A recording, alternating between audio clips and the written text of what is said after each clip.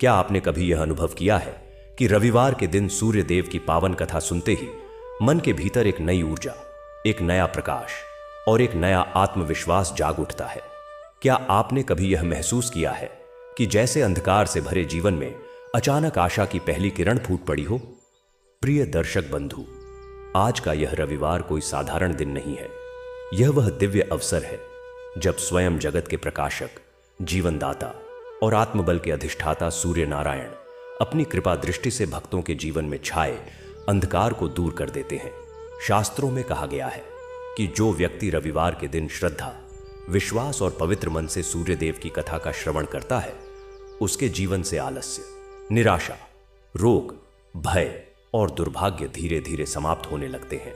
जैसे प्रातःकाल का उगता सूर्य रात के सारे अंधकार को मिटा देता है, वैसे ही सूर्य देव की कथा जीवन में जमी हुई नकारात्मकता को भस्म कर देती है। दर्शक बंधु, एक पल के लिए अपने जीवन की ओर देखिए। कितनी बार ऐसा हुआ है कि मेहनत पूरी होती है, फिर भी सफलता हाथ नहीं आती। कभी आत्मविश्वास कमजोर पड़ जाता है, कभी स्वास्थ्य साथ नहीं देता, कभी मान सम्मान में ठेस लगती है, कभी लगता है कि भीतर की शक्ति ही समाप्त हो गई है। मन बार बार यही पूछता है, मेरे जीवन में उजाला कब आएगा? मेरी दिशा कब बदलेगी?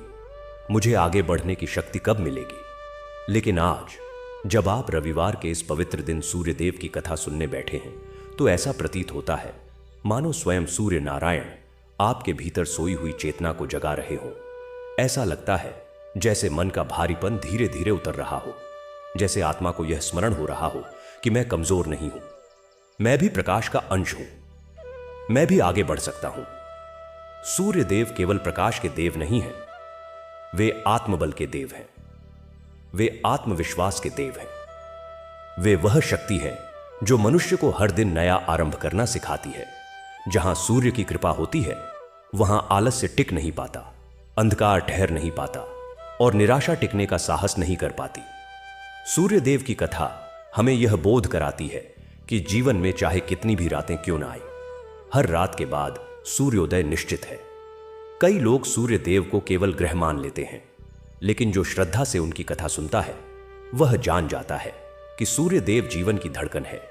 उनके बिना न शरीर चलता है, न मन, न संसार। दर्शक बंधु, इस कथा के शब्द केवल सुनने के लिए नहीं है, ये शब्द भीतर तक उतरने के लिए है।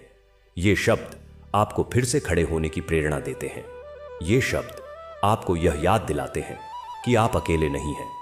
हो सकता है आज का यह रविवार, यही क्षण आपके जीवन में नई शुरुआत का संकेत बन जाए, क्योंकि जब भक्त की श्रद्धा और सूर्य देव का प्रकाश एक साथ सक्रिय होता है, तो जीवन की दिशा बदलना निश्चित हो जाता है।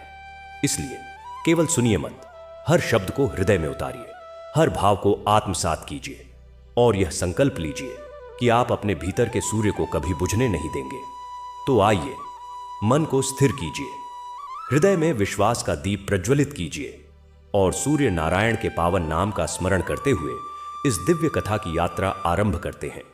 लेकिन दर्शक बंधु, आगे बढ़ने से पहले एक विनम्र निवेदन, रविवार की कथा अधूरी नहीं छोड़नी चाहिए। शास्त्रों में कहा गया है कि अधूरी कथा अधूरा फल देती है, और सूर्य देव की कथा तो विशेष रूप से जीवन ऊर्जा से जुड़ी होती है।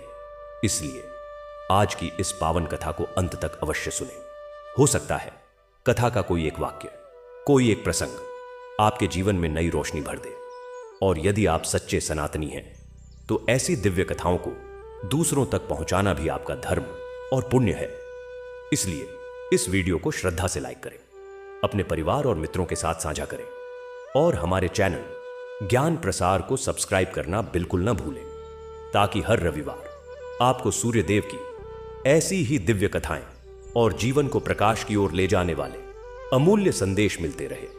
तो आइए, श्रद्धा, विश्वास और प्रकाश के साथ सूर्य नारायण का स्मरण करते हुए इस पावन कथा में प्रवेश करें। सूर्य की पहली किरण ने कमलपुरी के राजमहल के सोने के शिखरों को चूमा। प्रातःकाल की यह प्रथम रश्मि सीधी महाराज वीरसेन के शयन कक्ष की खिड़की से होती हुई उनके चेहरे पर पड़ी। वीरसेन की आंखें खुल गईं। वह तुरंत उठ बैठे। आज सोमवार था, सूर्यदेव को अर्घ्य देने का दिन। राजा ने स्नान किया और सूती धोती पहनी। उनके हाथों में तांबे का कलश था जिसमें गंगा जल, लाल चंदन, अक्षत और लाल कमल के पुष्प थे। वह महल के पूर्वी छत पर बने सूर्य मंदिर की ओर चले। रास्ते में उन्होंने देखा उनकी पुत्री राजकुमारी तेजस्विनी पहले से ही मंदिर के सामने खड़ी थी। उसके हाथों में भी एक कलश था। तेजस्विनी नाम ही उसके व्यक्तित्व का दर्पण था। 19 वर्ष की युवती जिसके चेहरे पर एक अलौकिक तेज था, मानो सूर्य की एक किरण मानव रूप धारण करके धरती पर उतर आई हो। उसकी आंखें सुनहरी भूरी थीं, जिनमें सूर्योदय की लालिमा समाई हुई थी।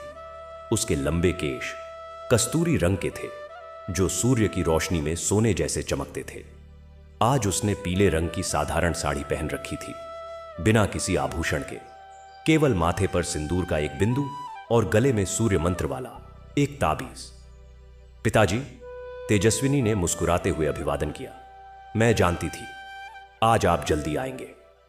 तेजस्विनी, तुम तो मुझसे भी पहले आ गई। तुम्हारी भक्ति मुझसे भी अधिक है। वीरसेन ने स्नेह से उसके सिर पर हाथ रखा। दोनों ने मंदिर के द्वार खोले। अंदर सोने से मढ़ी हुई सूर्यदेव की मूर्ति विराजमान थी। मूर्ति 7 घोड़ों के रथ पर सवार थी, हाथों में कमल धारण किए हुए। मूर्ति के चारों ओर 12 आदित्यों की छोटी छोटी मूर्तियां थीं। वीरसेन ने कलश से जल निकाला और मंत्रोच्चारण करना शुरू किया। एयूएम घृणी सूर्याय नमः। तेजस्विनी ने भी अपना कलश उठाया। उसकी आवाज में एक विशेष माधुर्य था। एयूएम ह्राम ह्रीं ह्रौं स सूर्याय नमः। जैसे ही मंत्रों का उच्चारण हुआ, एक अद्भुत घटना घटी। मूर्ति से एक सुनहरी किरण निकली और सीधी तेजस्विनी के माथे पर जा टकराई। तेजस्विनी के शरीर में एक कंपन सा दौड़ गया। उसकी आंखें बंद हो गईं और उसके होठों से अनायास ही श्लोक निकलने लगे। सूर्य सविता भगवान विश्वरश्मिः प्रभाकर तपनस्तापनो लोक प्रकाशका। वीरसेन हैरान रह गए। यह श्लोक वह नहीं जानता था। यह कुछ नया था। जब तेजस्विनी की आंखें खुली तो उनमें एक अजीब सी चमक थी। तेजस्विनी, तुमने यह श्लोक कहां सीखा? पिताजी, मुझे नहीं पता। यह मेरे मुंह से स्वतः निकल गया, मानो कोई मुझसे बुलवा रहा हो। वीरसेन ने गहरी सांस ली। उन्हें याद आया 19 साल पहले जब तेजस्विनी का जन्म हुआ था, तब भी एक ऐसी ही घटना हुई थी। रानी, तेजस्विनी की मां, प्रसव पीड़ा में थी। रात का समय था, किंतु अचानक आकाश में इतना प्रकाश हुआ मानो दिन हो गया हो। और तभी तेजस्विनी का जन्म हुआ था। राज ज्योतिषी ने कहा था, यह बालिका सूर्यदेव का विशेष वरदान है, परंतु उसके जीवन में एक महान परीक्षा आएगी। पूजा समाप्त हुई। दोनों मंदिर से बाहर आए। नीचे महल के आंगन में मंत्री वज्रदत्त और सेनापति सिंहबाहु उनकी प्रतीक्षा कर रहे थे। महाराज, वज्रदत्त ने आदरपूर्वक कहा, सभी तैयारियां पूरी हैं। आज दोपहर को राजसभा में आपकी घोषणा का प्रतीक्षा है। वीरसेन ने सिर हिलाया। अच्छा, तेजस्विनी, तुम भी तैयार हो जाओ। आज का दिन हमारे राज्य के लिए ऐतिहासिक होगा। तेजस्विनी ने पूछा, पिताजी, क्या यह घोषणा मेरे स्वयंवर के बारे में है? हां बेटी, समय आ गया है। तेजस्विनी का चेहरा गंभीर हो गया। वह बिना कुछ कहे अपने कक्ष की ओर चल दी। महल के पश्चिमी भाग में तेजस्विनी का कक्ष था। यह कोई साधारण राजकुमारी का शयन कक्ष नहीं था। एक तरफ तो पुस्तकों से भरी अलमारियां थीं, वेद, उपनिषद, ज्योतिष, आयुर्वेद, सभी कुछ। दूसरी तरफ धनुष, बाण, तलवारें टंगी हुई थीं। तीसरी तरफ संगीत के वाद्य, वीणा, मृदंग, बांसुरी। और चौथी तरफ एक छोटा सूर्य मंदिर, जहां वह दिन में 3 बार पूजा करती थी। तेजस्विनी खिड़की के पास खड़ी होकर बाहर देखने लगी। नीचे कमलपुरी नगरी फैली हुई थी। यह राज्य समृद्ध था, शांत था, लेकिन तेजस्विनी के मन में एक अजीब सी बेचैनी थी। उसे लगता था मानो कोई बड़ी घटना होने वाली है। उसकी धाय मां मैया शांति अंदर आई। वह तेजस्विनी को जन्म से पाल रही थी। बेटी, क्यों इतनी चिंतित लग रही हो? स्वयंवर तो हर राजकुमारी की नियति है। मैया, मुझे डर नहीं है। मुझे कुछ और महसूस हो रहा है, जैसे मैं किसी बड़ी यात्रा पर जाने वाली हूं। शांति ने उसके सिर पर हाथ फेरा। तेजस्विनी, तुम्हारा जन्म ही विशेष परिस्थितियों में हुआ था। तुम्हारी मां रानी प्रभावती ने तुम्हें जन्म देते ही अपने प्राण त्याग दिए थे। उनकी अंतिम इच्छा थी कि तुम सूर्यदेव की भक्ति करोगी और तुम्हारा विवाह केवल उसी से होगा जो तुम्हारी आत्मा को पहचाने। लेकिन मैया, स्वयंवर में तो बाहरी गुणों का मूल्यांकन होता है। शक्ति, धन, राज्य, आत्मा को कौन पहचानेगा? सूर्यदेव पहचानेंगे बेटी, वही तुम्हारे लिए सही वर चुनेंगे। इतने में दासी आई और तेजस्विनी को राजसभा के लिए तैयार होने को कहा। राजसभा विशाल थी। सोने चांदी से सजा हुआ सिंहासन जिस पर वीरसेन विराजमान थे, दाएं बाएं मंत्री, सभासद और ऋषि मुनि बैठे थे। सामने तेजस्विनी एक सुनहरे आसन पर बैठी थी। उसने पीले रेशम की साड़ी और सोने के आभूषण पहने हुए थे। उसके माथे पर सूर्य का प्रतीक बना हुआ था। वीरसेन ने उठकर घोषणा की, आज से 1 महीने के बाद शुभ मुहूर्त में राजकुमारी तेजस्विनी का स्वयंवर आयोजित किया जाएगा। सभा में सन्नाटा छा गया। फिर खुशी की लहर दौड़ गई। वीरसेन ने आगे कहा, लेकिन यह स्वयंवर साधारण नहीं होगा। इसमें 4 परीक्षाएं होंगी। पहली, शारीरिक बल और युद्ध कौशल की परीक्षा। दूसरी, बुद्धि और ज्ञान की परीक्षा। तीसरी, आध्यात्मिकता और धर्म की परीक्षा। चौथी, राजकुमारी स्वयं द्वारा निर्धारित एक गुप्त परीक्षा। इन चारों में विजयी ही राजकुमारी का वर होगा। सभा में फुसफुसाहट शुरू हो गई। यह तो अभूतपूर्व था। सामान्य स्वयंवर में केवल युद्ध कौशल ही परखा जाता था। तभी एक वृद्ध और्षि वशिष्ठ के वंशज और्षि आदित्य उठ खड़े हुए। उनकी आवाज गंभीर और दिव्य थी। महाराज, मैं एक और शर्त जोड़ना चाहूंगा। कहिए अर्षिवर। स्वयंवर में भाग लेने वाले प्रत्येक योद्धा को पहले सूर्योपासना करनी होगी। 1 महीने तक प्रतिदिन सूर्योदय और सूर्यास्त के समय सूर्यदेव को अर्घ्य देना होगा। जो ऐसा नहीं करेगा वह स्वयंवर में भाग नहीं ले सकेगा। वीरसेन ने तेजस्विनी की ओर देखा। तेजस्विनी ने हां में सिर हिलाया। तथास्तु, वीरसेन ने कहा, यह शर्त स्वीकार है। उर्षि आदित्य ने आगे कहा, और एक बात महाराज, मैंने स्वप्न में सूर्यदेव को देखा है। उन्होंने कहा है कि इस स्वयंवर में वह स्वयं भी भाग लेंगे। सभा में सन्नाटा छा गया। देवता स्वयं मानव रूप में स्वयंवर में भाग लेंगे? यह अकल्पनीय था। तेजस्विनी का हृदय तेजी से धड़कने लगा। उसे अचानक सुबह की वह घटना याद आई। सूर्य मूर्ति से निकली किरण और उसके मुंह से स्वतः निकला श्लोक। क्या यह कोई संकेत था? सभा समाप्त हुई। तेजस्विनी अपने कक्ष में लौट आई। उसने सूर्य मंदिर के सामने बैठकर ध्यान लगाने का प्रयास किया। तभी उसे एक आवाज सुनाई दी, एक दिव्य गूंजती हुई आवाज, तेजस्विनी, तेजस्विनी। तेजस्विनी ने आंखें खोली। कक्ष में कोई नहीं था, लेकिन आवाज फिर आई, मैं वह हूं जिसकी तुम प्रतिदिन पूजा करती हो। मैं सूर्य हूं। तेजस्विनी की सांसें रुक गईं। सूर्यदेव, आप यहां हैं। मैं सर्वत्र हूं। सुनो तेजस्विनी, तुम्हारा स्वयंवर कोई साधारण विवाह नहीं है। यह एक युद्ध है, अंधकार और प्रकाश के बीच, अज्ञान और ज्ञान के बीच। तुम्हारे विवाह का निर्णय न केवल तुम्हारा भविष्य बल्कि इस पूरे राज्य का भविष्य तय करेगा। लेकिन मैं क्या करूं? हे देव, तुम्हें तैयार रहना होगा। तुम्हें स्वयं अपनी रक्षा करनी होगी, क्योंकि इस स्वयंवर में केवल योद्धा ही नहीं बल्कि अंधकार की शक्तियां भी आएंगी। वह तुम्हें, तुम्हारे प्रकाश को नष्ट करना चाहेंगे। अंधकार की शक्तियां? कौन है वह? वह जो सूर्य के प्रकाश से घृणा करता है, वह जो चाहता है कि सारा संसार अंधकार में डूब जाए। तुम्हारा प्रकाश उसके लिए खतरा है। सावधान रहो तेजस्विनी, और याद रखो, जब तक सूर्य है तब तक प्रकाश है, और तुम स्वयं सूर्य की एक किरण हो। आवाज धीमी होती गई और विलीन हो गई। तेजस्विनी अकेली बैठी रही। उसके मन में अनगिनत प्रश्न उमड़ घुमड़ रहे थे। उसने खिड़की से बाहर देखा। सूर्य अस्त हो रहा था। आकाश लालिमा से भरा हुआ था। सूर्यास्त के समय की पूजा का समय था। तेजस्विनी ने फिर से सूर्य मंदिर की ओर रुख किया। इस बार उसकी प्रार्थना में एक नई गंभीरता थी, एक नई तत्परता थी। उसे एहसास हो गया था कि आने वाला महीना उसके जीवन का सबसे कठिन परीक्षण होगा। रात हो गई। कमलपुरी में चहल पहल थी। स्वयंवर की खबर पूरे राज्य में फैल चुकी थी। दूत विभिन्न राज्यों में संदेश लेकर निकल चुके थे। किले की दीवारों पर स्वयंवर की घोषणा लिखी गई थी। महल के सबसे ऊंचे टावर से तेजस्विनी ने शहर को देखा। हर घर में दीपक जल रहे थे। उसे अचानक अपनी मां याद आई, जिन्हें वह कभी देखी नहीं थी। रानी प्रभावती, जो उसे जन्म देते ही चली गई थी। क्या उन्होंने कभी सोचा था कि उनकी बेटी के जीवन में ऐसा महत्वपूर्ण मोड़ आएगा? तेजस्विनी ने आकाश की ओर देखा। तारे टिमटिमा रहे थे, चंद्रमा अभी आधा था। उसने प्रार्थना की, हे सूर्यदेव, मुझे शक्ति दो, मुझे बुद्धि दो और मुझे वह दृष्टि दो कि मैं सही और गलत में अंतर कर सकूं। उसी समय दूर एक अंधेरे जंगल में एक विशाल गुफा के भीतर एक आकृति ने अपनी लाल आंखें खोली। उसने एक कर्कश स्वर में कहा, स्वयंवर, तेजस्विनी का स्वयंवर, हा हा हा, यह मेरा सुनहरा अवसर है। वह आकृति उठ खड़ी हुई। वह एक राक्षस था, कालनेमी। वह सूर्य से घृणा करता था क्योंकि सूर्य का प्रकाश उसकी शक्तियों को कमजोर कर देता था।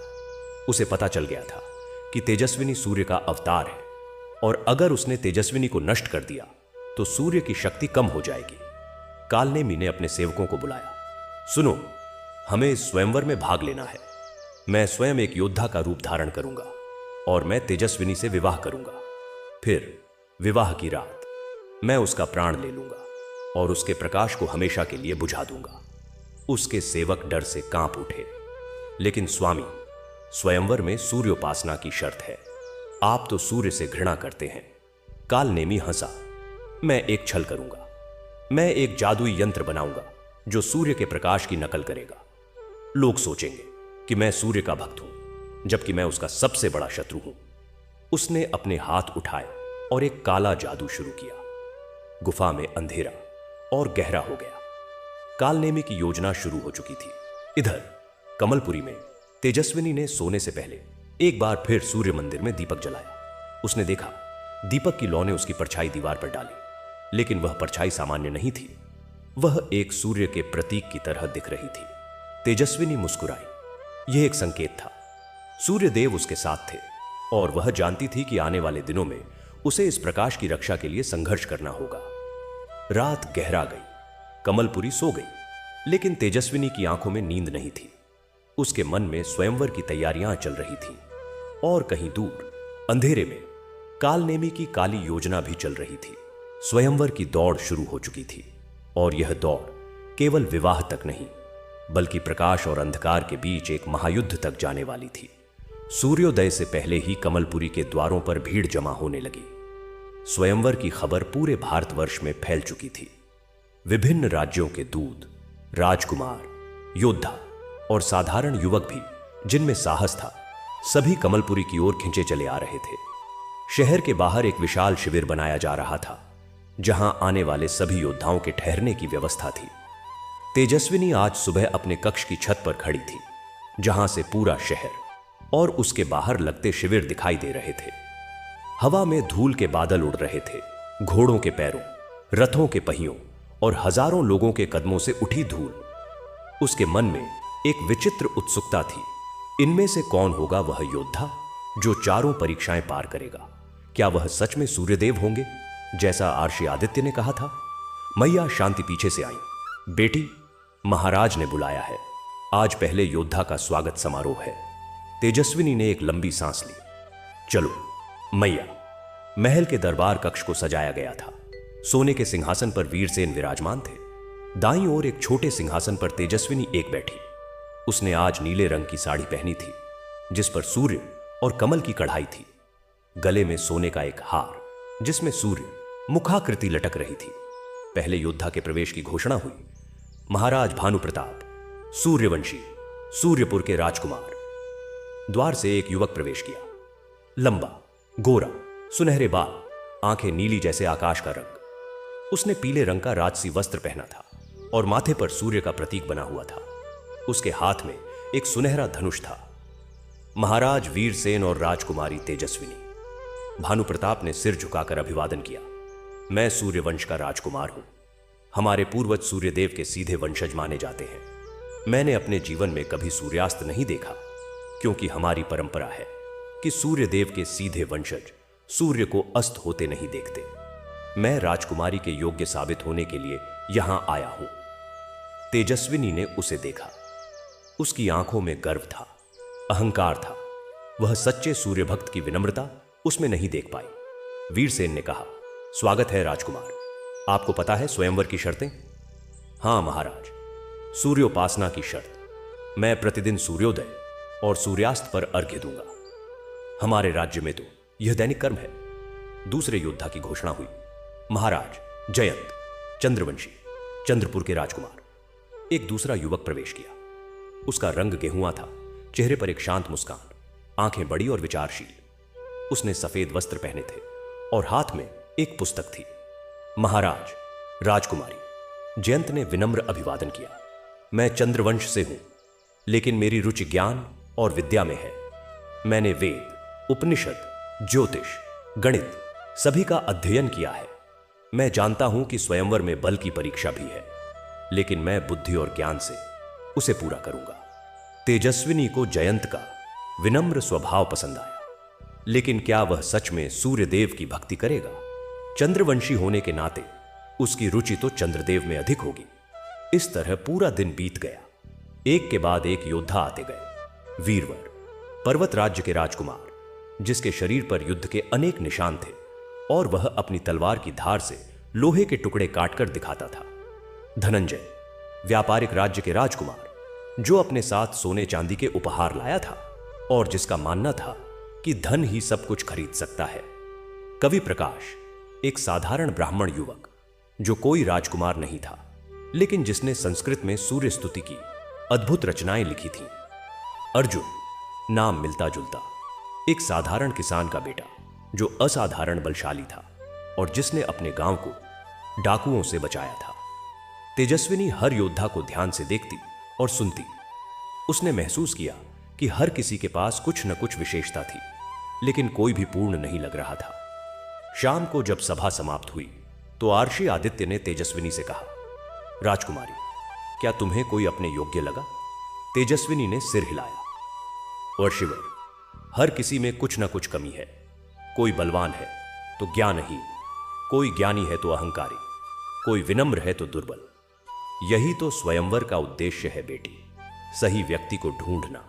और याद रखो, सूर्यदेव स्वयं भी आएंगे। वह तुम्हें कैसे दिखेंगे, यह तुम्हारी दृष्टि पर निर्भर करेगा। रात को तेजस्विनी अपने कक्ष में बैठी सूर्य मंदिर में दीपक जला रही थी। तभी उसे फिर वही दिव्य आवाज सुनाई दी। तेजस्विनी, जब तुम उसके निकट होगी तो तुम्हारा ताबीज कांपेगा, तुम्हें ठंड लगेगी। हालांकि सूर्य की उपस्थिति में ऐसा नहीं होना चाहिए, और तुम्हारे मन में अकारण भय उठेगा। ये संकेत होंगे। क्या मैं उससे लड़ सकती हूं? तुम अकेले नहीं, मैं तुम्हारे साथ हूं, और जो सच्चे हृदय से सूर्य की भक्ति करते हैं वे भी तुम्हारे साथ होंगे। आवाज फिर विलीन हो गई। तेजस्विनी ने अपने गले का ताबीज पकड़ा। वह सामान्य था, लेकिन उसे विश्वास था कि जब खतरा निकट होगा तो यह उसे चेतावनी देगा। अगले दिन सुबह सूर्योदय से पहले सभी योद्धाओं को शहर के पूर्वी भाग में बने विशाल सूर्य मंदिर में एकत्र होना था। पहली सूर्योपासना की शर्त पूरी करनी थी। तेजस्विनी भी वहां पहुंची, लेकिन छिपकर, एक पर्दे के पीछे से। वह देखना चाहती थी कि कौन कैसे पूजा करता है। सबसे पहले भानु प्रताप आया। उसने सोने के कलश से जल चढ़ाया, ऊंचे स्वर में मंत्र बोले और इतने जोर से प्रणाम किया कि सभी ने देखा। उसकी पूजा में दिखावा था। फिर जयंत आया। उसने शांत मन से पूजा की, मंत्रों का सही उच्चारण किया, लेकिन उसकी आंखें बंद थीं और चेहरे पर शांति थी। वीरवर ने फुर्ती से पूजा की, मानो कोई कर्तव्य निभा रहा हो। धनंजय ने सोने के सिक्के चढ़ाए, मानो सूर्यदेव को भी खरीद सकता हो। कवि प्रकाश ने अपनी रचना सुनाई और उसकी आंखों में आंसू थे। अर्जुन ने साधारण मिट्टी के कलश से जल चढ़ाया, लेकिन उसके मन में श्रद्धा थी। तेजस्विनी ने सभी को देखा। फिर उसकी नजर एक नए योद्धा पर पड़ी, जो अभी अभी आया था। वह अन्य सभी से अलग था। उसका नाम था मार्तंड। वह साधारण वस्त्र पहने था, सफेद धोती और कुर्ता। उसके चेहरे पर न तो अहंकार था, न दिखावा। उसकी आंखें, तेजस्विनी ने ध्यान से देखा। उसकी आंखें सुनहरी थीं, जैसे सूर्य की किरणें। लेकिन जब वह मंदिर के अंदर गया तो उसने सबसे पीछे खड़े होकर पूजा की। कोई उसे नहीं देख रहा था। मार्तंड ने जल चढ़ाया, लेकिन कोई मंत्र नहीं बोला। बस हाथ जोड़कर खड़ा हो गया, मानो मन ही मन प्रार्थना कर रहा हो। तेजस्विनी ने देखा, जब मार्तंड ने हाथ जोड़े तो मूर्ति से एक सूक्ष्म किरण निकली और उसके सिर पर पड़ी। केवल तेजस्विनी ने ही यह देखा। क्या यह सूर्यदेव हो सकते हैं? लेकिन वह तो इतने साधारण कपड़े पहने थे, कोई राजसी वस्त्र नहीं, कोई आभूषण नहीं। पूजा समाप्त हुई, सभी योद्धा बाहर निकले। तेजस्विनी भी पर्दे के पीछे से निकलकर अपने कक्ष लौटने लगी। रास्ते में वह मार्तंड के पास से गुजरी। जैसे ही वह उसके पास से गुजरी, उसके गले का ताबीज गर्म हुआ, लेकिन आरामदायक गर्मी, जैसे सर्दी में धूप सेंकने का एहसास। उसने मार्तंड की ओर देखा, मार्तंड ने भी उसकी ओर देखा, और एक क्षण के लिए उनकी नजरें मिली। उस क्षण तेजस्विनी को लगा जैसे उसने सूर्य को सीधे देख लिया हो। एक तेज लेकिन आंखों को चुभने वाला नहीं, बल्कि सुखद तेज। मार्तंड ने मुस्कुराया और आगे बढ़ गया। तेजस्विनी वहां खड़ी रह गई। उसका हृदय तेजी से धड़क रहा था। क्या वह राजकुमारी? तेजस्विनी ने पीछे मुड़कर देखा। कवि प्रकाश खड़ा था। क्या आप ठीक हैं? आपका चेहरा पीला लग रहा है। हां, मैं ठीक हूं, धन्यवाद। मैंने आपके लिए एक नई सूर्य स्तुति लिखी है, कवि प्रकाश ने कहा। क्या मैं सुनाऊं? बाद में, तेजस्विनी ने कहा और जल्दी से चली गई। उसे सोचने की जरूरत थी। अगर मार्तंड सच में सूर्यदेव थे तो वह स्वयंवर में भाग क्यों ले रहे थे? और अगर नहीं थे तो फिर वह विशेष किरण क्या थी? उधर शहर के बाहर शिविर में मार्तंड अपने छोटे से तंबू में बैठा था। उसका तंबू सबसे साधारण था, कोई साज सज्जा नहीं। वह एक योगी की तरह ध्यान मग्न बैठा था। तभी तंबू के बाहर एक आवाज आई। क्या अंदर आ सकता हूं? प्रवेश दो, मार्तंड ने कहा। अंदर वीरवर आया। मार्तंड, तुम कहां से हो? किस राज्य के राजकुमार हो? मैं कोई राजकुमार नहीं हूं, मैं एक साधारण यात्री हूं जो दूर दक्षिण से आया हूं। तो फिर तुम्हारा साहस कैसे हुआ कि राजकुमारी के स्वयंवर में भाग लो? यहां तो सभी राजकुमार या कम से कम कुलीन वंश के हैं। स्वयंवर की घोषणा में कहीं नहीं लिखा था कि केवल राजकुमार ही भाग ले सकते हैं। लिखा था कि कोई भी योद्धा जो चारों परीक्षाएं पार करे वह विजेता होगा। वीरवर हंसा। लेकिन तुम्हारे पास न तो अच्छे वस्त्र हैं, न हथियार, न सेवक। तुम कैसे जीतोगे? जीतना मेरा उद्देश्य नहीं है। तो फिर क्या है? मैं केवल भाग लेना चाहता हूं, क्योंकि मैंने सपना देखा था कि मुझे यहां आना चाहिए। वीरवर ने सिर हिलाया और चला गया। उसने सोचा कि मार्तंड एक साधारण भोला व्यक्ति है जो अपनी शक्ति नहीं जानता। लेकिन जब वीरवर चला गया तो मार्तंड ने अपनी हथेली खोली। उसकी हथेली में एक सूर्य का प्रतीक चमक रहा था, फिर धीरे धीरे मध्यम पड़ गया। उसी समय शिविर के दूसरे छोर पर एक भव्य तंबू में एक नया योद्धा आया था। उसका नाम था दिवाकर। वह लंबा, सुंदर, राजसी वस्त्रों में सजा हुआ था। उसके साथ 10 सेवक थे जो सोने चांदी के सामान लाए थे। दिवाकर के तंबू में एक अजीब सी व्यवस्था थी। दिन के समय भी अंदर दीपक जल रहे थे और तंबू के कपड़े इतने मोटे थे कि बाहर की रोशनी अंदर नहीं आ सकती थी। दिवाकर अंदर बैठा था। उसकी आंखें लाल थीं, जैसे किसी जंगली जानवर की आंखें। उसने एक सेवक से कहा, कल सुबह की सूर्योपासना के लिए तैयारी करो। स्वामी, लेकिन आप तो। चुप, मैं जानता हूं कि मैं क्या कर रहा हूं। वह यंत्र लाओ जो मैंने बनाया है। सेवक ने एक धातु का यंत्र लाया। यह एक छोटा सा सूर्य जैसा यंत्र था जिसके बीच में एक काला पत्थर जड़ा हुआ था। दिवाकर ने यंत्र को हाथ में लिया। यह यंत्र सूर्य के प्रकाश की नकल करेगा। जब मैं इसे खोलूंगा तो इतना प्रकाश निकलेगा कि लोग सोचेंगे कि मैं सूर्य का सबसे बड़ा भक्त हूं। उन्हें पता नहीं चलेगा कि यह प्रकाश नकली है और इसके केंद्र में अंधकार है। दिवाकर हंसा। वह कोई और नहीं, कालनेमी था, जिसने दिवाकर का रूप धारण कर रखा था। उसकी योजना सरल थी, स्वयंवर जीतना, तेजस्विनी से विवाह करना और फिर उसके प्रकाश को नष्ट करना। स्वामी, एक समस्या है, एक सेवक बोला। राजकुमारी तेजस्विनी खुद एक सूर्य भक्त है, वह शायद पहचान जाएगी। उसके पास पहचानने का कोई तरीका नहीं है, और फिर अगर वह संदेह करे भी तो मेरे पास एक और योजना है। कालनेमी ने एक छोटी सी शीशी निकाली जिसमें काला द्रव भरा था। यह अंधकार का अमृत है, एक बूंद भी किसी के दिमाग को भ्रमित कर सकती है। लेकिन स्वामी, सूर्योपासना की शर्त है कि हर योद्धा को प्रतिदिन पूजा करनी होगी। आप तो सूर्य से घृणा करते हैं, मैं पूजा करूंगा अपने तरीके से, और मेरा यंत्र सबको धोखा दे देगा। रात गहरा गई।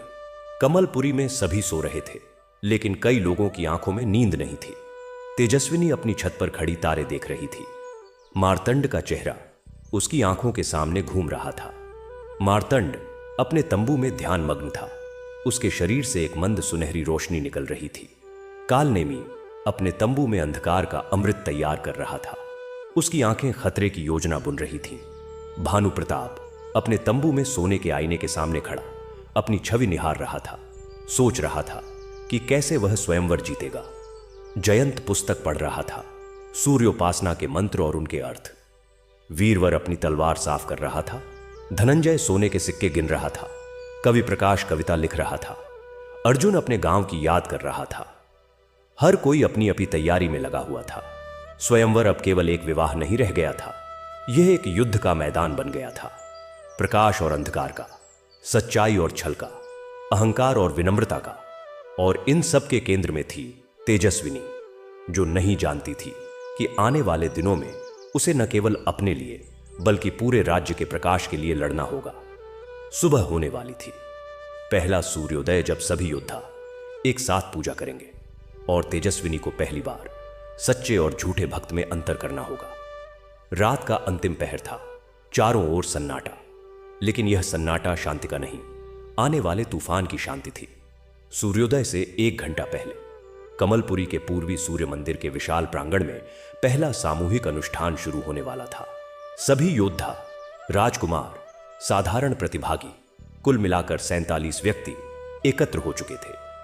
मंदिर का प्रांगण इतना विशाल था कि इसमें हजारों लोग समा सकते थे।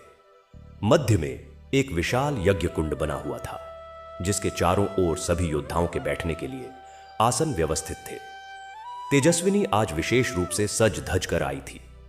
उसने सुनहरे रंग की साड़ी पहनी थी, जिस पर सूर्य की किरणों का डिजाइन बना हुआ था। माथे पर सिंदूर के स्थान पर सोने का सूर्य बिंदु लगाया था। वह अपने पिता महाराज वीरसेन के साथ एक ऊंचे मंच पर बैठी थी, जहां से पूरा प्रांगण दिखाई देता था। अर्षि आदित्य, जो इस अनुष्ठान के मुख्य आचार्य थे, यज्ञ कुंड के समीप खड़े थे। उन्होंने घंटा बजाया और गंभीर स्वर में कहा, सूर्योदय का पावन क्षण निकट है। प्रथम सामूहिक सूर्योपासना शुरू होगी। याद रहे, यह केवल एक अनुष्ठान नहीं है, बल्कि तुम सबकी भक्ति और निष्ठा की परीक्षा है। जो सच्चे मन से सूर्यदेव की आराधना करेगा, उसे उनकी कृपा प्राप्त होगी। जो दिखावे के लिए करेगा, उसका दिखावा उजागर हो जाएगा। सभी योद्धा गंभीर मुद्रा में बैठ गए। हर एक के सामने एक तांबे का कलश, लाल चंदन, अक्षत, लाल कमल के फूल और जल से भरा एक छोटा पात्र रखा गया था। सूर्योदय का समय निकट आ रहा था। पूर्व दिशा में आकाश हल्का लाल होने लगा। अर्षि आदित्य ने मंत्रोच्चारण शुरू किया। एयुम सूर्याय विद्महे महाद्युतिक्राय धीमहि तन्नः सूर्यः प्रचोदयात्। सभी योद्धाओं ने एक साथ मंत्र का उच्चारण किया। तेजस्विनी ने नीचे बैठे सभी को ध्यान से देखना शुरू किया। उसकी नजर सबसे पहले भानु प्रताप पर गई। भानु प्रताप ने जोर जोर से मंत्र बोले, अपना कलश ऊंचा उठाया और ऐसे प्रणाम किया जैसे वह स्वयं सूर्यदेव है। उसकी पूजा में एक अजीब तड़क भड़क थी, मानो वह दिखा रहा हो कि देखो मैं कितना बड़ा भक्त हूं। तेजस्विनी की नजर फिर जयंत पर गई। जयंत ने आंखें बंद कर ली थी और धीरे धीरे मंत्रों का उच्चारण कर रहा था। उसके चेहरे पर शांति थी, लेकिन तेजस्विनी को लगा कि उसकी एकाग्रता पूरी नहीं है। वह कभी कभी आंखें खोलकर आसपास देख लेता था। फिर उसने वीरवर को देखा। वीरवर मंत्र तो बोल रहा था, लेकिन उसकी मुद्रा में अधीरता थी। वह योद्धा था, ध्यानी नहीं। उसके लिए बैठकर पूजा करना एक कष्टदायक कार्य था। धनंजय ने अपने सामने सोने के सिक्के रखे थे और वह उन सिक्कों को मूर्ति की ओर उठा उठाकर दिखा रहा था। उसकी पूजा में भी दिखावा था। कवि प्रकाश आंखें बंद किए मंत्र बोल रहा था और उसकी आंखों से आंसू बह रहे थे। उसकी भक्ति सच्ची लग रही थी। अर्जुन, जो कभी मंदिर नहीं गया था, वह झिझक रहा था। उसने मंत्र गलत बोल दिए, फिर शर्मिंदा होकर चुप हो गया, लेकिन उसकी श्रद्धा सच्ची थी। यह तेजस्विनी उसके चेहरे के भावों से देख सकती थी। और फिर उसकी नजर मार्तंड पर पड़ी। मार्तंड सबसे पीछे एक कोने में बैठा था। उसने न तो कलश उठाया न फूल, वह बस हाथ जोड़कर बैठा था, आंखें बंद किए, मानो मन ही मन कुछ कह रहा हो। उसके चेहरे पर एक अद्भुत शांति थी। एक तेज था जो अन्य किसी में नहीं था। तेजस्विनी ने देखा जैसे जैसे सूर्योदय का समय नजदीक आया, मार्तंड के आसपास का वातावरण बदलने लगा। हवा में एक सुनहरी चमक फैलने लगी, मानो सूर्य की पहली किरणें सीधे उसी पर पड़ रही हों, बाकी सभी को छोड़कर। और फिर उसकी नजर दिवाकर पर गई। दिवाकर यानी कालनेमी सबसे आगे की पंक्ति में बैठा था। उसने एक विचित्र यंत्र निकाला, एक धातु का चक्र जिसके बीच में काला पत्थर जड़ा हुआ था। जैसे ही उसने यंत्र खोला, उसमें से एक तेज प्रकाश निकला, इतना चमकीला कि आसपास के सभी योद्धा हैरान रह गए। देखो, दिवाकर के पास क्या चमत्कार है, एक योद्धा ने कहा। सूर्यदेव स्वयं उसके साथ हैं, दूसरे ने कहा। दिवाकर ने मुस्कुराते हुए यंत्र को ऊपर उठाया। प्रकाश और भी तेज हो गया। लोग आश्चर्यचकित थे। अर्शी आदित्य भी क्षण भर के लिए रुक गए, लेकिन तेजस्विनी ने कुछ और देखा। जब दिवाकर ने यंत्र उठाया तो उसके गले का ताबीज अचानक ठंडा हो गया। एक सिहरन सी उसकी रीढ़ में दौड़ गई और उसे लगा जैसे उसके मन में अकारण भय उठ रहा है। सूर्यदेव की चेतावनी याद आई, जब तुम उसके निकट होगी तो तुम्हारा ताबीज कांपेगा, तुम्हें ठंड लगेगी और तुम्हारे मन में अकारण भय उठेगा। क्या दिवाकर ही वह अंधकार का दूत है? लेकिन उसका यंत्र तो इतना चमकीला प्रकाश दे रहा था, फिर भी तेजस्विनी का ताबीज ठंडा क्यों हो रहा था? तेजस्विनी ने और ध्यान से देखा। दिवाकर के यंत्र का प्रकाश चमकीला तो था, लेकिन वह गर्मी नहीं दे रहा था। असली सूर्य का प्रकाश गर्म होता है, जीवन देता है, लेकिन यह प्रकाश, यह ठंडा था, निर्जीव सा। और फिर उसने एक और बात देखी। जहां दिवाकर का प्रकाश पड़ रहा था, वहां छायाएं विचित्र थीं। छायाएं टेढ़ी मेढ़ी थीं, जैसे विकृत हो गई हों। असली सूर्य प्रकाश में छायाएं सीधी और स्पष्ट होती है। दिवाकर छल कर रहा था, यह प्रकाश नकली था। लेकिन तेजस्विनी ने कुछ नहीं कहा। वह जानती थी कि अब भी कुछ नहीं बोलना चाहिए, उसे सबूत चाहिए थे। सूर्योदय हो गया। सूर्य की पहली किरण मंदिर के शिखर पर पड़ी, फिर यज्ञ कुंड में, फिर सभी योद्धाओं पर। जब सूर्य की असली किरणें दिवाकर के यंत्र के प्रकाश पर पड़ी तो एक अजीब घटना हुई। यंत्र का प्रकाश मध्यम पड़ने लगा। दिवाकर ने घबराकर यंत्र को छिपाने की कोशिश की, लेकिन तब तक देर हो चुकी थी। कई योद्धाओं ने देख लिया कि सूर्य के प्रकाश के सामने दिवाकर का प्रकाश फीका पड़ गया। देखो, सूर्यदेव के सामने दिवाकर का चमत्कार फीका पड़ गया, एक योद्धा ने कहा। दिवाकर ने तुरंत यंत्र बंद कर दिया और विनम्र स्वर में कहा, सूर्यदेव की महिमा के सामने मेरा छोटा सा यंत्र कुछ नहीं है। मैं तो केवल उनकी महिमा गाना चाहता था। लेकिन तेजस्विनी ने देखा, दिवाकर की आंखों में एक क्षण के लिए क्रोध की चिंगारी दौड़ गई। वह छल करते हुए पकड़ा गया था और उसे यह पसंद नहीं आया। अनुष्ठान समाप्त हुआ। अर्शी आदित्य ने घोषणा की, आज से 1 महीने तक प्रतिदिन सूर्योदय और सूर्यास्त के समय यहां सामूहिक पूजा होगी। जो 3 दिन लगातार अनुपस्थित रहेगा उसका नाम स्वयंवर से हटा दिया जाएगा। सभी योद्धा उठकर चले गए। तेजस्विनी भी उठने वाली थी। तभी उसने देखा कि मार्तंड अभी तक नहीं उठा था। वह अभी भी ध्यान मग्न था। तेजस्विनी ने पिता से कहा, पिताजी आप जाइए, मैं थोड़ी देर में आती हूं। वीरसेन चले गए। तेजस्विनी मंच से उतरी और मार्तंड के पास जाने लगी। जैसे ही वह उसके नजदीक पहुंची, उसके ताबीज ने फिर वही गर्माहट महसूस की, आरामदायक, सुखद गर्माहट।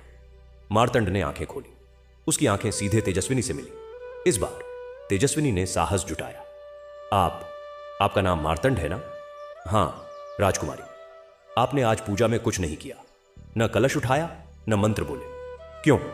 मार्तंड मुस्कुराया। राजकुमारी, पूजा बाहरी कर्म नहीं, आंतरिक भाव है। जब मैं ध्यान में था तो मेरा पूरा अस्तित्व सूर्यदेव को समर्पित था। क्या फूल और जल से बड़ा समर्पण है? तेजस्विनी हैरान रह गई। यह उत्तर उसे अपेक्षित नहीं था। लेकिन सभी ने देखा कि आपने कुछ नहीं किया। लोग सोचेंगे कि आप भक्त नहीं हैं। लोग क्या सोचते हैं यह महत्वपूर्ण नहीं है। सूर्यदेव क्या सोचते हैं यह महत्वपूर्ण है, और वह तो सब देख रहे हैं। तेजस्विनी ने एक और सवाल पूछा जो उसके मन में था। आप कहां से आए हैं? किस राज्य के हैं? मैं दूर दक्षिण से आया हूं, एक छोटे से गांव से। वहां लोग सूर्य को जीवनदाता मानते हैं, उनकी पूजा करते हैं। मैंने बचपन से सूर्यदेव के प्रति श्रद्धा सीखी है। तो फिर आप स्वयंवर में क्यों भाग ले रहे हैं? आप तो कोई राजकुमार नहीं है। मार्तंड ने गंभीर होते हुए कहा, राजकुमारी, क्या केवल राजकुमार ही आपके योग्य हो सकते हैं? क्या साधारण व्यक्ति में वह गुण नहीं हो सकते जो एक अच्छे पति में होने चाहिए? तेजस्विनी को जवाब नहीं सूझा। मार्तंड ने आगे कहा, मैं यहां इसलिए आया हूं क्योंकि मुझे एक स्वप्न आया था। सूर्यदेव ने मुझसे कहा कि मुझे कमलपुरी आना चाहिए। मैं नहीं जानता क्यों, लेकिन मैं उनकी आज्ञा का पालन कर रहा हूं। यह सुनकर तेजस्विनी का हृदय तेजी से धड़कने लगा। उसे भी तो सूर्यदेव के संकेत मिल रहे थे। क्या यह कोई संयोग था? तभी पीछे से एक आवाज आई, राजकुमारी, आप यहां हैं। तेजस्विनी ने मुड़कर देखा। भानु प्रताप खड़ा था। उसके चेहरे पर असंतोष था। राजकुमारी, इस साधारण व्यक्ति से आप क्यों बात कर रही हैं? वह तो कोई राजकुमार भी नहीं है। तेजस्विनी ने कहा, भानु प्रताप, स्वयंवर में सभी समान हैं, चाहे राजकुमार हो या साधारण व्यक्ति। लेकिन राजकुमारी, आपके योग्य तो केवल राजकुमार ही हो सकता है। मैं सूर्यवंशी हूं। मेरे और आपके बीच एक समानता है। हम दोनों सूर्य के उपासक हैं। मार्तंड ने विनम्रता से कहा, राजकुमार, सूर्यदेव सभी के लिए है, वह किसी का विशेष नहीं है। भानु प्रताप ने घृणा से मार्तंड को देखा। तुम्हें पता है मैं कौन हूं? मैं सूर्यपुर का राजकुमार हूं। मेरे पूर्वज सूर्यदेव के सीधे वंशज हैं। तुम एक साधारण व्यक्ति हो। तुम मेरे सामने कैसे खड़े हो सकते हो? मार्तंड ने शांति से उत्तर दिया, सूर्यदेव के सामने सभी साधारण हैं राजकुमार। भानु प्रताप कुछ कहने ही वाला था, तभी तेजस्विनी बोली, भानु प्रताप, कृपया जाइए। मैं अभी कुछ और देर यहां रुकना चाहती हूं। भानु प्रताप ने एक क्रोधित नजर मार्तंड पर डाली और चला गया। तेजस्विनी ने मार्तंड से कहा, मुझे खेद है। भानु प्रताप थोड़ा अहंकारी है। कोई बात नहीं राजकुमारी, अहंकार तो सूर्य के प्रकाश के सामने पिघल जाता है। तेजस्विनी ने एक और सवाल पूछा जो उसके मन में उठ रहा था। आपने दिवाकर को देखा? उसका वह यंत्र? हां, मैंने देखा। आपको क्या लगता है, वह यंत्र असली था या नकली?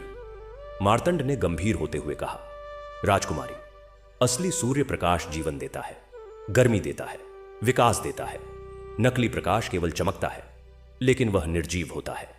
दिवाकर का यंत्र, उससे जो प्रकाश निकल रहा था वह निर्जीव था। तो आपको लगता है वह छल कर रहा है? मैं निश्चित नहीं कह सकता, लेकिन मैं एक बात जानता हूं, सूर्यदेव की कृपा छल से नहीं मिलती, सच्ची भक्ति से मिलती है। तेजस्विनी को लगा कि मार्तंड बिल्कुल सही कह रहा है। वह उससे और बातें करना चाहती थी, लेकिन तभी मैया शांति आ गई। बेटी चलो, महाराज ने बुलाया है। तेजस्विनी ने मार्तंड से विदा ली। जाते जाते उसने पीछे मुड़कर देखा। मार्तंड फिर से ध्यानमग्न हो चुका था और उसके चारों ओर एक सुनहरा प्रकाश फैला हुआ था। उधर दिवाकर के तंबू में कालनेमी गुस्से से भरा हुआ था। वह मूर्ख सूर्य, उसने मेरे यंत्र का प्रकाश फीका कर दिया। मैं उसे नष्ट कर दूंगा। एक सेवक ने कहा, स्वामी शांत होइए, हमारी योजना अभी पूरी नहीं हुई है। आपको दिखाना होगा कि आप सबसे बड़े भक्त हैं।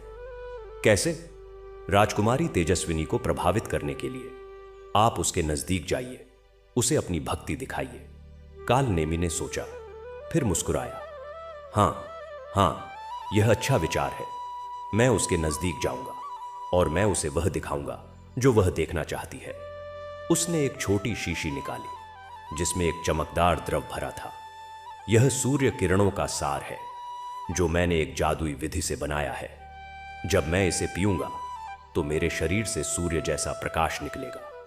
लोग सोचेंगे कि मैं स्वयं सूर्य का अंश हूं। लेकिन स्वामी, यह खतरनाक है।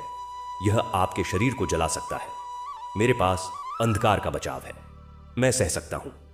कालनेमी ने शीशी का ढक्कन खोला और पूरी शीशी एक सांस में पी गया। तुरंत उसके शरीर से एक तेज प्रकाश निकलने लगा, लेकिन यह प्रकाश दिवाकर के चेहरे को विकृत कर रहा था। उसकी आंखें और भी लाल हो गईं और उसके हाथों की त्वचा जलने लगी। आह, दर्द हो रहा है, लेकिन यह आवश्यक है, कालनेमी ने दर्द सहते हुए कहा। शाम को सूर्यास्त की पूजा के समय जब सभी योद्धा फिर मंदिर में एकत्र हुए तो दिवाकर फिर से आया। इस बार उसके शरीर से एक अद्भुत प्रकाश निकल रहा था। लोग आश्चर्यचकित रह गए। देखो, दिवाकर के शरीर से प्रकाश निकल रहा है। वह सच में सूर्यदेव का चुना हुआ है। दिवाकर मुस्कुराते हुए आगे बढ़ा, लेकिन तेजस्विनी ने देखा यह प्रकाश असली नहीं था। यह एक जलती हुई आग की तरह था जो दिवाकर को ही जला रही थी, और उसके ताबीज ने फिर वही ठंडक महसूस की। आर्षि आदित्य ने भी देखा। उन्होंने दिवाकर को रोका। युवक, यह क्या कर रहे हो? यह प्रकाश असली नहीं है। यह एक जादू है जो तुम्हें नष्ट कर देगा। दिवाकर ने कहा, और शिवर, यह सूर्यदेव का आशीर्वाद है। मैंने कठोर तपस्या की है और उन्होंने मुझे यह वरदान दिया है। तपस्या से मिला वरदान कभी इतना कष्टदायक नहीं होता। देखो, तुम्हारी त्वचा जल रही है। वास्तव में दिवाकर की त्वचा लाल हो गई थी और कहीं कहीं से धुआं निकल रहा था, लेकिन दिवाकर ने दर्द को नजरअंदाज करते हुए कहा, यह तपस्या का दर्द है, मैं सह सकता हूं। पूजा शुरू हुई। दिवाकर ने फिर वही यंत्र निकाला, लेकिन इस बार यंत्र से कोई प्रकाश नहीं निकला। उल्टा यंत्र काला पड़ गया। दिवाकर घबरा गया। उसने यंत्र को हिलाया, लेकिन कुछ नहीं हुआ। मार्तंड, जो पीछे बैठा था, ने धीरे से कहा, असली सूर्य के सामने नकली सूर्य टिक नहीं सकता। दिवाकर ने क्रोधित नजरों से मार्तंड को देखा। उसकी आंखों में नफरत की आग जल उठी। उसे लगने लगा कि मार्तंड उसकी योजना में बाधा बन सकता है। पूजा समाप्त हुई। रात हो गई। तेजस्विनी अपने कक्ष में बैठी सोच रही थी। आज की दो घटनाएं, मार्तंड की विनम्र भक्ति और दिवाकर का छल, उसके मन में घूम रही थी। उसने मैया शांति से कहा, मैया, मुझे लगता है कि मार्तंड सच्चा है और दिवाकर, वह कुछ छिपा रहा है। बेटी, तुम्हारी अंतर्दृष्टि पर विश्वास करो। सूर्यदेव तुम्हारी रक्षा करेंगे। रात को तेजस्विनी ने फिर सूर्य मंदिर में दीपक जलाया। उसने प्रार्थना की, हे सूर्यदेव, मुझे दिखाओ कि कौन सच्चा है और कौन झूठा। मुझे बुद्धि दो कि मैं सही निर्णय ले सकूं। तभी उसे फिर वही दिव्य आवाज सुनाई दी, तेजस्विनी, तुम्हारी परीक्षा शुरू हो चुकी है। तुम्हें स्वयं देखना होगा, समझना होगा। मैं तुम्हारे साथ हूं। आवाज विलीन हो गई। तेजस्विनी ने आंखें खोली। उसने देखा मंदिर की मूर्ति से एक किरण निकली और सीधी उसके हृदय में समा गई। उसे एक शक्ति का एहसास हुआ, एक दृढ़ता का। वह जान गई कि अब वह अकेली नहीं है। सूर्यदेव उसके साथ है। उधर दिवाकर के तंबू में काल नेमी दर्द से कराह रहा था। सूर्य किरणों के सार ने उसके शरीर को जला दिया था। स्वामी, आपको यह जादू नहीं करना चाहिए था, एक सेवक ने कहा। चुप, मैं जो कर रहा हूं वह आवश्यक है। मुझे राजकुमारी को प्रभावित करना है और मुझे उस मार्तंड से छुटकारा पाना है।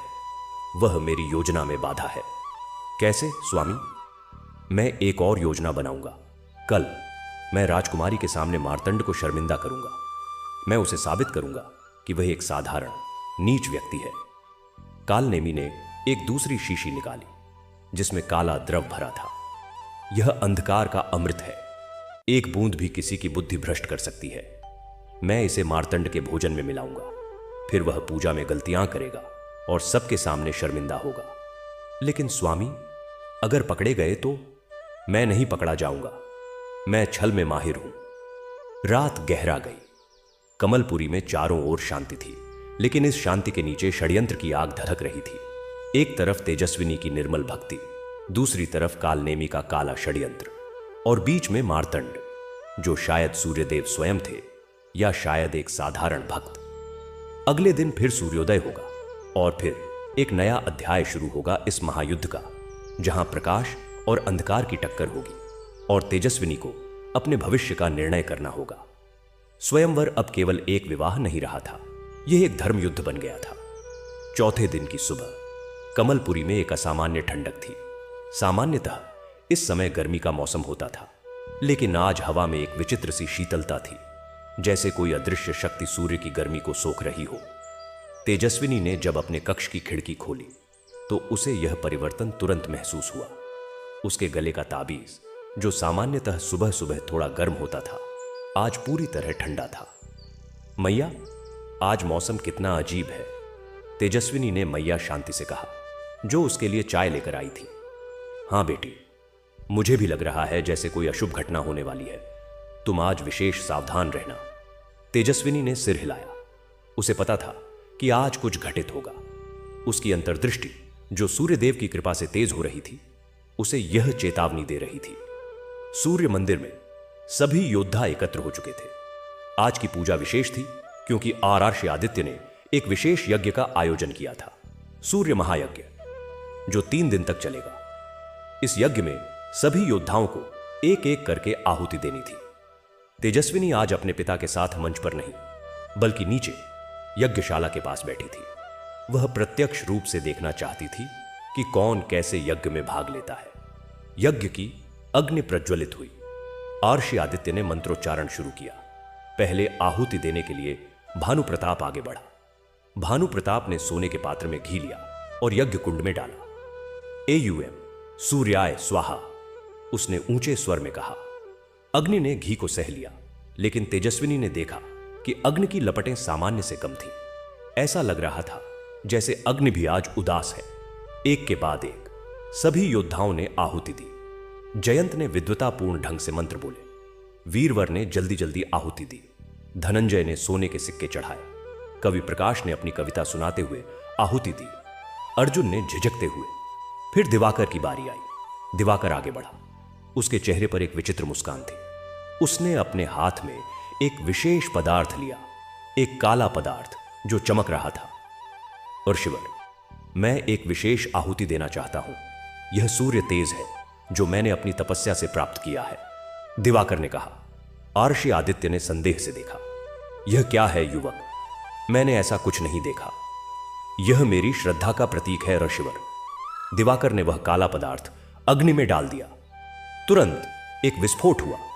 अग्निकुंड से काला धुआं उठा और अग्नि की लपटें नीली हो गई। एक अजीब सी गंध फैल गई, मीठी लेकिन दम घोंटू देने वाली। लोग खांसने लगे। आर्षि आदित्य ने क्रोधित स्वर में कहा, यह क्या किया तुमने? यह तो अग्नि को प्रदूषित करना है। दिवाकर ने मासूमियत से कहा, ऋषिवर, मैंने तो केवल अपनी श्रद्धा प्रकट की। शायद सूर्यदेव ने इसे स्वीकार नहीं किया। लेकिन तेजस्विनी ने देखा, दिवाकर की आंखों में एक चालाक चमक थी। वह जानबूझकर यज्ञ को बिगाड़ना चाहता था। आर्षि आदित्य ने मंत्र पढ़कर अग्नि को शुद्ध किया। फिर उन्होंने कहा, अगला योद्धा आगे आए। अगला था मार्तंड। मार्तंड शांत चित्त से आगे बढ़ा। उसके हाथ में कोई विशेष पदार्थ नहीं था, केवल एक साधारण तांबे का पात्र जिसमें घी था। लेकिन जैसे ही मार्तंड यज्ञ कुंड के पास पहुंचा, एक अद्भुत घटना घटी।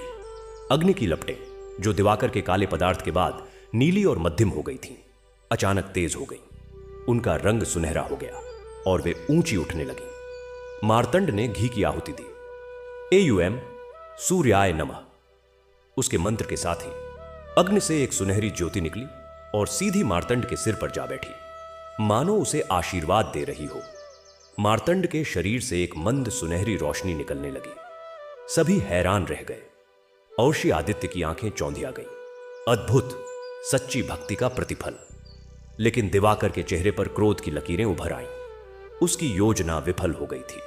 उसने सोचा था कि यज्ञ को बिगाड़कर वह मार्तंड को भी फंसा देगा, लेकिन उल्टा, मार्तंड की भक्ति और भी प्रकट हो गई थी। यज्ञ समाप्त हुआ। सभी योद्धा बाहर निकले। तेजस्विनी ने मार्तंड के पास जाना चाहा, लेकिन तभी दिवाकर ने उसे रोक दिया।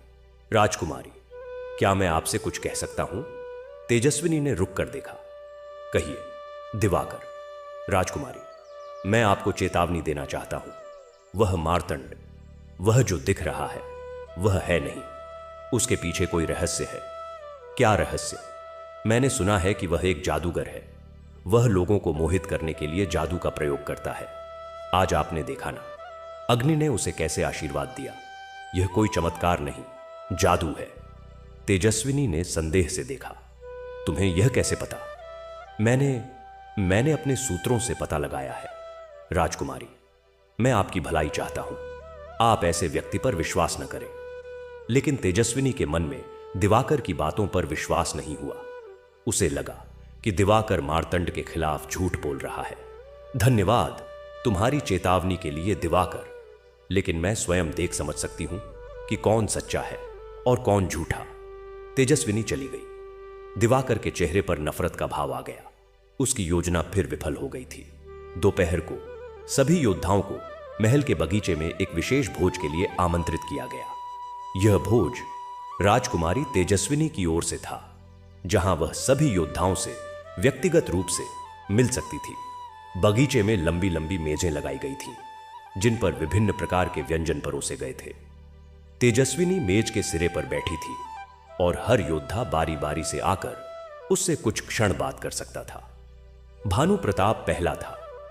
उसने अपने वंश की महानता के बारे में बताया और कहा कि सूर्यवंशी और सूर्य भक्त का विवाह एक आदर्श जोड़ी होगी। जयंत ने ज्ञान की बातें की और कहा कि विवाह में बुद्धि और ज्ञान का होना आवश्यक है। वीरवर ने अपनी युद्ध कला के किस्से सुनाए। धनंजय ने धन का महिमा मंडन किया। कवि प्रकाश ने सूर्य स्तुति सुनाई। अर्जुन ने अपनी सादगी से बात की। फिर मार्तंड की बारी आई। वह विनम्रता से आगे बढ़ा और तेजस्विनी के सामने बैठा। राजकुमारी, आपने मुझे बुलाया? हां मार्तंड, मैं तुमसे कुछ पूछना चाहती हूं। दिवाकर ने कहा कि तुम एक जादूगर हो और तुम जादू से लोगों को मोहित करते हो। क्या यह सच है? मार्तंड मुस्कुराया। राजकुमारी, क्या आपको लगता है कि मैं जादूगर हूं? नहीं, मुझे नहीं लगता, लेकिन मैं तुम्हारे बारे में सब कुछ जानना चाहती हूं। तुम कौन हो? तुम्हारे माता पिता कौन हैं? तुम कहां से आए हो? मार्तंड ने गंभीर होते हुए कहा, राजकुमारी, क्या नाम और वंश इतने महत्वपूर्ण हैं? क्या व्यक्ति का चरित्र, उसकी भक्ति, उसकी निष्ठा उसके नाम से अधिक महत्वपूर्ण नहीं है? लेकिन एक राजकुमारी का विवाह उस व्यक्ति से होना चाहिए जो उसकी रक्षा कर सके, उसे सम्मान दे सके, उसके साथ धर्म के मार्ग पर चल सके, चाहे वह राजकुमार हो या साधारण व्यक्ति। तेजस्विनी चुप रही। मार्तंड ने आगे कहा, मेरे माता पिता साधारण किसान थे। वे सूर्यदेव के भक्त थे। उन्होंने मुझे बचपन से ही सूर्योपासना सिखाई। जब मैं 12 साल का था, तब वे एक महामारी में चल बसे। तब से मैं अकेला हूं। मैंने तीर्थ यात्रा की, अर्षियों के आश्रम में रहा और सूर्यदेव की भक्ति में लीन रहा। फिर तुम यहां क्यों आए? क्योंकि मुझे एक स्वप्न आया था। सूर्यदेव ने मुझसे कहा, मार्तंड, कमलपुरी जाओ। वहां तेजस्विनी नाम की एक राजकुमारी है जिसे तुम्हारी आवश्यकता है। मैं उनकी आज्ञा का पालन कर रहा हूं। तेजस्विनी का हृदय धड़कने लगा। उसे भी तो सूर्यदेव के संकेत मिल रहे थे। क्या यह संयोग था? लेकिन मार्तंड, तुम जानते हो कि स्वयंवर में 4 परीक्षाएं हैं। तुम एक साधारण व्यक्ति हो। तुम कैसे इन परीक्षाओं में सफल होगे? राजकुमारी, सूर्यदेव जिसका साथ देते हैं, उसे किसी परीक्षा से डरना नहीं चाहिए। और फिर परीक्षाएं तो सभी के लिए समान है। मैं अपनी शक्ति के अनुसार प्रयास करूंगा। तेजस्विनी और मार्तंड की बातचीत जारी थी। तभी एक सेवक आया और तेजस्विनी को बताया कि महाराज उसे बुला रहे हैं। तेजस्विनी को उठना पड़ा। मुझे जाना होगा मार्तंड। जैसी आपकी आज्ञा, राजकुमारी। मार्तंड वापस अपनी सीट पर लौट गया। तेजस्विनी चली गई, लेकिन उसका मन मार्तंड की बातों में ही उलझा रहा। उधर दिवाकर, जो दूर से यह सब देख रहा था, और भी क्रोधित हो गया। उसने अपने एक सेवक को बुलाया और फुसफुसाकर कुछ कहा। सेवक ने सिर हिलाया और रसोई की ओर चला गया। भोज समाप्त हुआ। सभी योद्धा अपने अपने तंबुओं में लौट गए। मार्तंड भी अपने तंबू में लौटा तो उसे वहां एक थाली में भोजन रखा हुआ मिला। एक सेवक ने कहा, यह राजकुमारी की ओर से विशेष भोज है, सभी योद्धाओं के लिए। मार्तंड ने धन्यवाद दिया और भोजन करने बैठ गया। लेकिन जैसे ही उसने पहला कौर मुंह में डाला, उसे एक अजीब स्वाद महसूस हुआ। भोजन कड़वा था और उसमें एक विचित्र गंध थी। मार्तंड ने तुरंत भोजन थूक दिया। उसने भोजन की थाली को ध्यान से देखा। भोजन सामान्य दिख रहा था, लेकिन उसकी अंतर्दृष्टि ने उसे बताया कि इसमें कुछ मिलाया गया है। उसने थाली को बाहर ले जाकर जमीन पर उलट दिया। जैसे ही भोजन जमीन पर गिरा, एक अजीब घटना हुई। जहां जहां भोजन गिरा, वहां की घास मुरझा गई और जमीन काली पड़ गई। भोजन में जहर था। मार्तंड ने गंभीर होकर सोचा, किसने यह किया और क्यों? फिर उसे दिवाकर की चेतावनी याद आई। क्या दिवाकर ने यह किया था? लेकिन मार्तंड ने कुछ नहीं कहा। उसने जमीन को ढक दिया और अपने तंबू में लौट गया। उसने प्रार्थना की, हे सूर्यदेव, मेरी रक्षा करो और मुझे शक्ति दो कि मैं इस अंधकार का सामना कर सकूं। रात को तेजस्विनी को पता चला कि मार्तंड के भोजन में जहर मिलाया गया था। यह खबर महल के एक सेवक ने दी जिसने रसोई में काम किया था। तेजस्विनी क्रोधित हो गई। उसने तुरंत अपने पिता को बुलाया। पिताजी, किसी ने मार्तंड के भोजन में जहर मिलाया है। यह स्वयंवर के नियमों के विरुद्ध है। वीरसेन ने गंभीर होकर कहा, क्या सबूत है? एक सेवक ने देखा है कि दिवाकर का सेवक रसोई में गया था। लेकिन बेटी, सिर्फ इतने से दिवाकर को दोषी नहीं ठहराया जा सकता। हमें ठोस सबूत चाहिए। तो फिर खोजबीन कीजिए। किसी की हत्या का प्रयास किया गया है। वीरसेन ने मंत्री वज्रदत्त को बुलाया और जांच का आदेश दिया। उधर दिवाकर को पता चला कि उसकी योजना विफल हो गई है और अब जांच हो रही है। वह घबरा गया। अगर वह पकड़ा गया तो उसे स्वयंवर से निकाल दिया जाएगा। उसने एक नई योजना बनाई। वह खुद ही जांचकर्ताओं के पास गया। महाराज, मैंने सुना है कि मार्तंड के भोजन में जहर मिलाया गया था। मैं इसकी जांच में सहायता करना चाहता हूं। वीरसेन ने आश्चर्य से देखा। तुम? कैसे? महाराज, मेरे पास एक यंत्र है जो जहर का पता लगा सकता है। मैं रसोई में जाकर जांच कर सकता हूं। वीरसेन ने अनुमति दे दी। दिवाकर रसोई में गया। वहां उसने अपना यंत्र निकाला और दिखावे के लिए जांच की। फिर वह बाहर आकर बोला, महाराज, मेरी जांच से पता चला है कि किसी ने मार्तंड के भोजन में जहर मिलाया था। लेकिन वह व्यक्ति कोई योद्धा नहीं, बल्कि एक सेवक था जिसे किसी ने पैसे देकर यह काम करने के लिए कहा था। कौन सेवक? वीरसेन ने पूछा। वह सेवक भाग गया है, लेकिन मैंने पता लगाया कि उसके पास यह था। दिवाकर ने एक सोने का सिक्का निकाला। धनंजय, जो वहां मौजूद था, चिल्लाया, यह सिक्का तो मेरे राज्य का है, लेकिन मैंने तो ऐसा कुछ नहीं किया। दिवाकर ने मासूमियत से कहा, मैंने नहीं कहा कि आपने किया। धनंजय, हो सकता है किसी ने आपके सिक्के चुराकर उस सेवक को दिए हों, लेकिन संदेह का बीज बो दिया गया था। अब लोग धनंजय पर संदेह करने लगे। तेजस्विनी ने यह सब देखा।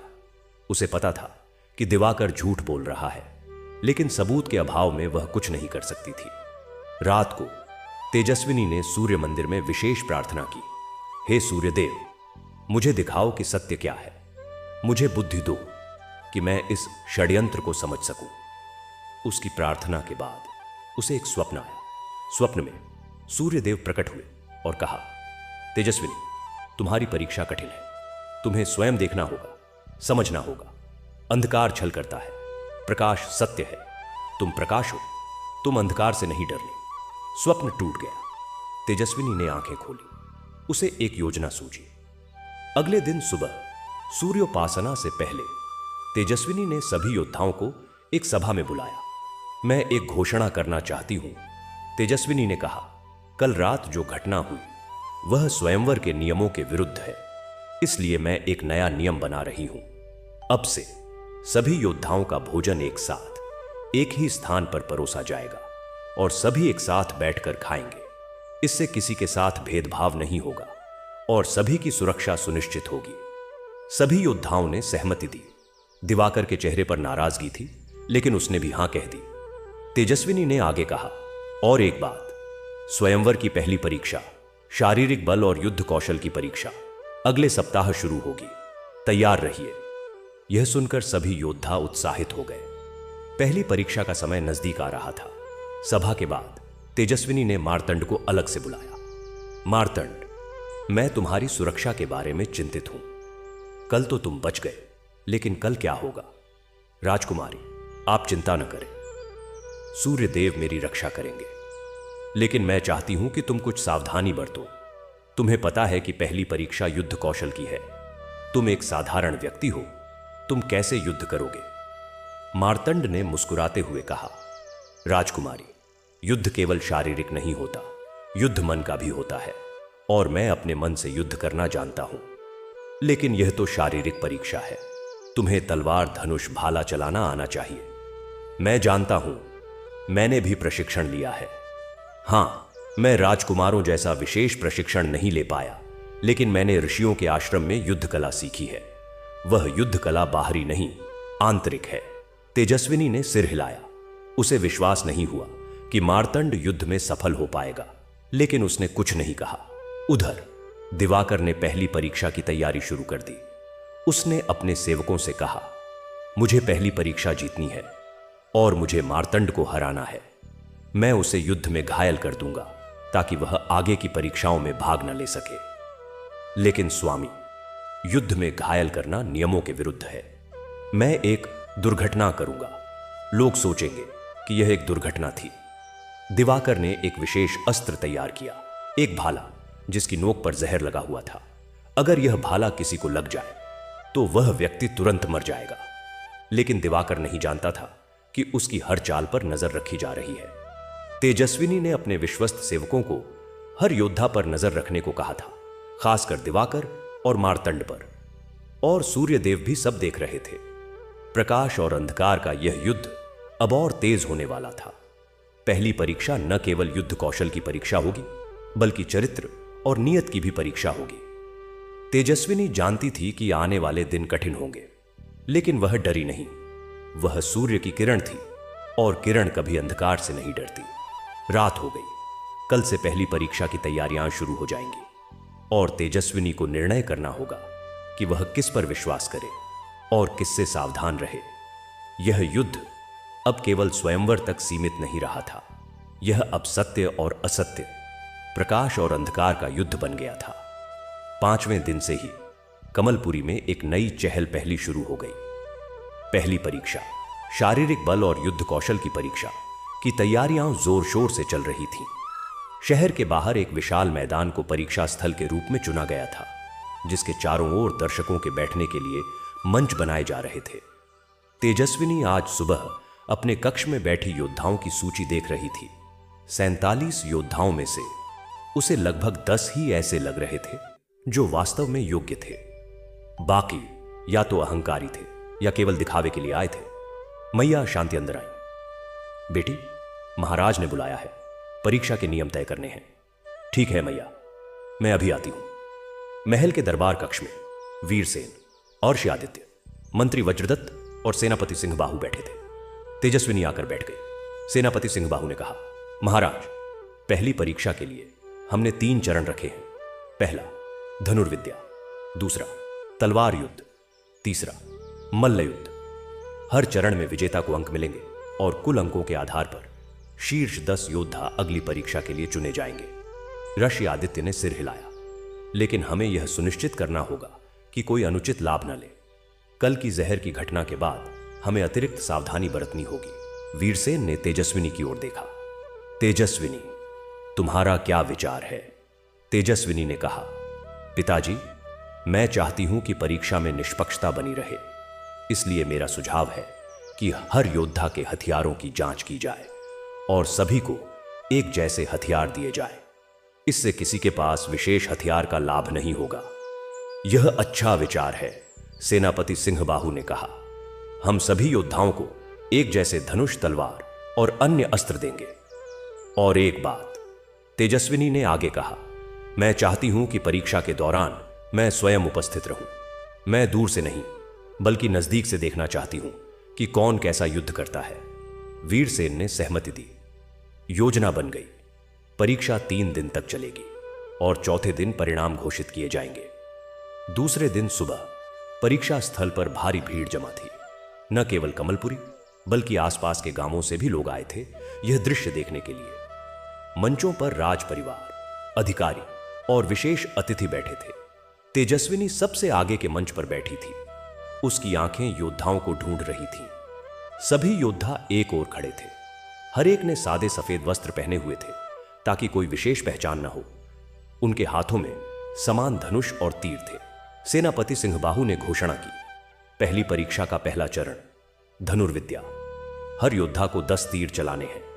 लक्ष्य है वह दूर लगा हुआ लकड़ी का चक्र, जिसके मध्य में एक लाल बिंदु है। जो तीर बिंदु के सबसे नजदीक लगेगा उसे अधिक अंक मिलेंगे। पहला योद्धा था भानु प्रताप। वह गर्व से आगे बढ़ा। उसने धनुष उठाया, तीर चढ़ाया और छोड़ दिया। तीर लक्ष्य से थोड़ा दाएं लगा। उसने 9 और तीर चलाए। सभी लक्ष्य के आसपास लगे। लोगों ने तालियां बजाई। फिर जयंत की बारी आई। जयंत ने ध्यानपूर्वक निशाना साधा, लेकिन उसके तीर लक्ष्य से दूर लगे। वह विद्वान था योद्धा नहीं, वीरवर ने जोरदार तीर चलाए। कुछ लक्ष्य पर लगे, कुछ नहीं। धनंजय ने बुरा प्रदर्शन किया। उसके लिए सोने के सिक्के फेंकना आसान था, तीर चलाना नहीं। कवि प्रकाश ने आंखें बंद करके तीर चलाया और आश्चर्यजनक रूप से वह लक्ष्य के बिल्कुल पास लगा। लेकिन यह संयोग था, क्योंकि बाकी तीर भटक गए। अर्जुन ने साधारण ढंग से तीर चलाए और उसके 8 तीर लक्ष्य पर लगे। वह किसान था और उसे शिकार के लिए तीर चलाना आता था। फिर दिवाकर की बारी आई। दिवाकर आगे बढ़ा। उसके चेहरे पर एक विश्वास था। उसने धनुष उठाया, लेकिन तेजस्विनी ने देखा कि उसके धनुष में कुछ अजीब था। धनुष के मध्य में एक छोटा सा काला बिंदु था। दिवाकर ने तीर चलाया। पहला तीर सीधे लाल बिंदु पर जा लगा। लोग हैरान रह गए। दूसरा तीर भी वहीं लगा, तीसरा, चौथा। 10 तीर एक ही स्थान पर लगे, मानो वह स्थान चुंबक हो और तीर लोहा। लोगों ने जोरदार तालियां बजाई। दिवाकर जीत गया, वह अद्भुत है। लेकिन तेजस्विनी संदेह में थी।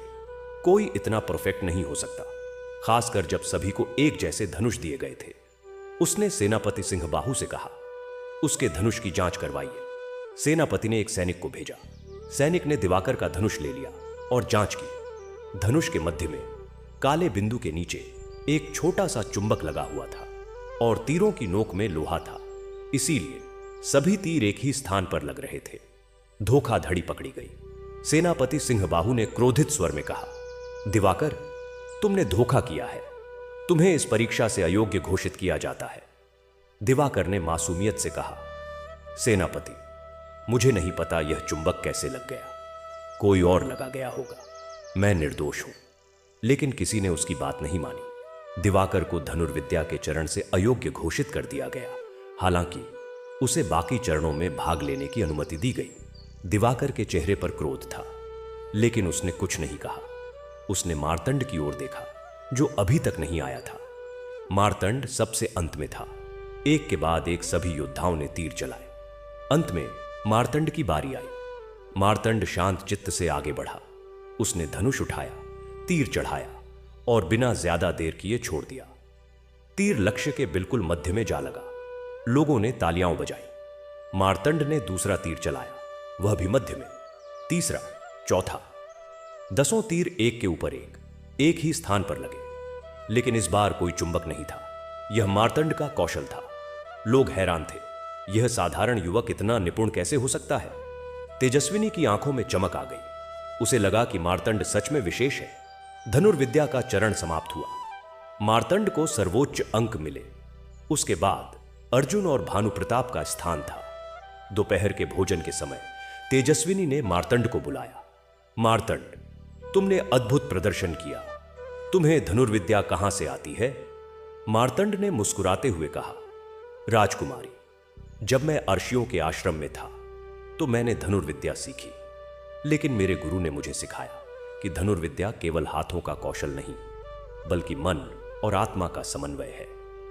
जब मन शांत हो, आत्मा स्थिर हो, तो तीर स्वयं ही लक्ष्य पर जा लगता है। लेकिन तुमने 10 तीर एक ही स्थान पर कैसे लगाए? यह तो असंभव सा है। असंभव कुछ नहीं है राजकुमारी। जब हम सूर्यदेव में एकाग्र होते हैं तो हमारे भीतर एक दिव्य शक्ति आ जाती है। यह उनकी कृपा थी, मेरा कौशल नहीं। तेजस्विनी ने सिर हिलाया। उसे विश्वास हो गया कि मार्तंड सच्चा भक्त है। उधर दिवाकर अपने तंबू में गुस्से से भरा हुआ था। उसका पहला चरण बर्बाद हो गया था। अब उसे बाकी चरणों में अधिक अंक लाने होंगे। उसने अपने एक सेवक से कहा, कल का चरण तलवार युद्ध है। मुझे मार्तंड से लड़ना है और मैं उसे हरा दूंगा, चाहे कुछ भी करना पड़े। लेकिन स्वामी, अगर फिर पकड़े गए तो? मैं नहीं पकड़ा जाऊंगा। मैं एक नया तरीका आजमाऊंगा। दिवाकर ने एक छोटी शीशी निकाली। यह अंधकार का अमृत है। अगर मैं इसे अपनी तलवार पर लगा दूं तो तलवार की चोट से सामने वाला व्यक्ति अंधा हो जाएगा, अस्थायी रूप से। लोग सोचेंगे कि यह एक दुर्घटना थी। लेकिन स्वामी, यह बहुत खतरनाक है। मुझे पता है, लेकिन मुझे जीतना है और मार्तंड को रास्ते से हटाना है। रात को तेजस्विनी को फिर वही दिव्य आवाज सुनाई दी, तेजस्विनी, कल का दिन खतरनाक है। अंधकार अपना अंतिम हमला करेगा। तुम्हें सावधान रहना होगा। क्या मैं मार्तंड की रक्षा कर सकती हूं? तुम्हें विश्वास रखना होगा। सूर्य का प्रकाश अंधकार को हमेशा परास्त करता है।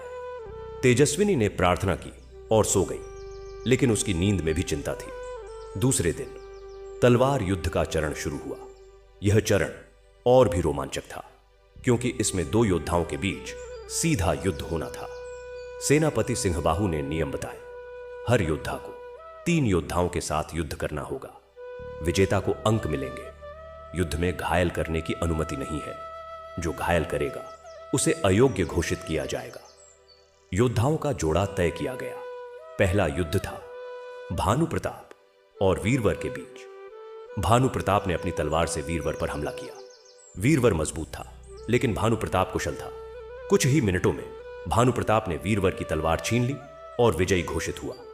अगला युद्ध था जयंत और धनंजय के बीच। जयंत बुद्धिमान था, लेकिन युद्ध में कमजोर। धनंजय ने उसे हरा दिया। इस तरह युद्ध चलते रहे। कवि प्रकाश हार गया, अर्जुन जीत गया। फिर दिवाकर की बारी आई। उसका पहला युद्ध था एक साधारण योद्धा के साथ, जिसे उसने आसानी से हरा दिया। दूसरा युद्ध भानु प्रताप के साथ था। भानु प्रताप और दिवाकर का युद्ध रोमांचक था। दोनों कुशल थे, लेकिन दिवाकर ने एक चाल चली। जब भानु प्रताप ने हमला किया तो दिवाकर ने अपनी तलवार से उसकी तलवार पर जोरदार प्रहार किया और भानु प्रताप की तलवार टूट गई। भानु प्रताप हार गया, लेकिन तेजस्विनी ने देखा कि दिवाकर की तलवार में कुछ खास था। वह सामान्य तलवार से अधिक चमकीली थी। दिवाकर का तीसरा और अंतिम युद्ध मार्तंड के साथ था। यही वह क्षण था जिसका दिवाकर को इंतजार था। मार्तंड और दिवाकर मैदान में आए। दोनों के हाथों में समान तलवारें थीं। सेनापति सिंहबाहु ने युद्ध शुरू होने का संकेत दिया। दिवाकर ने तुरंत हमला किया। उसकी तलवार बिजली की तरह चमकी। मार्तंड ने बचाव किया। दोनों के बीच भयंकर युद्ध हुआ। तेजस्विनी तनाव से मैदान को देख रही थी।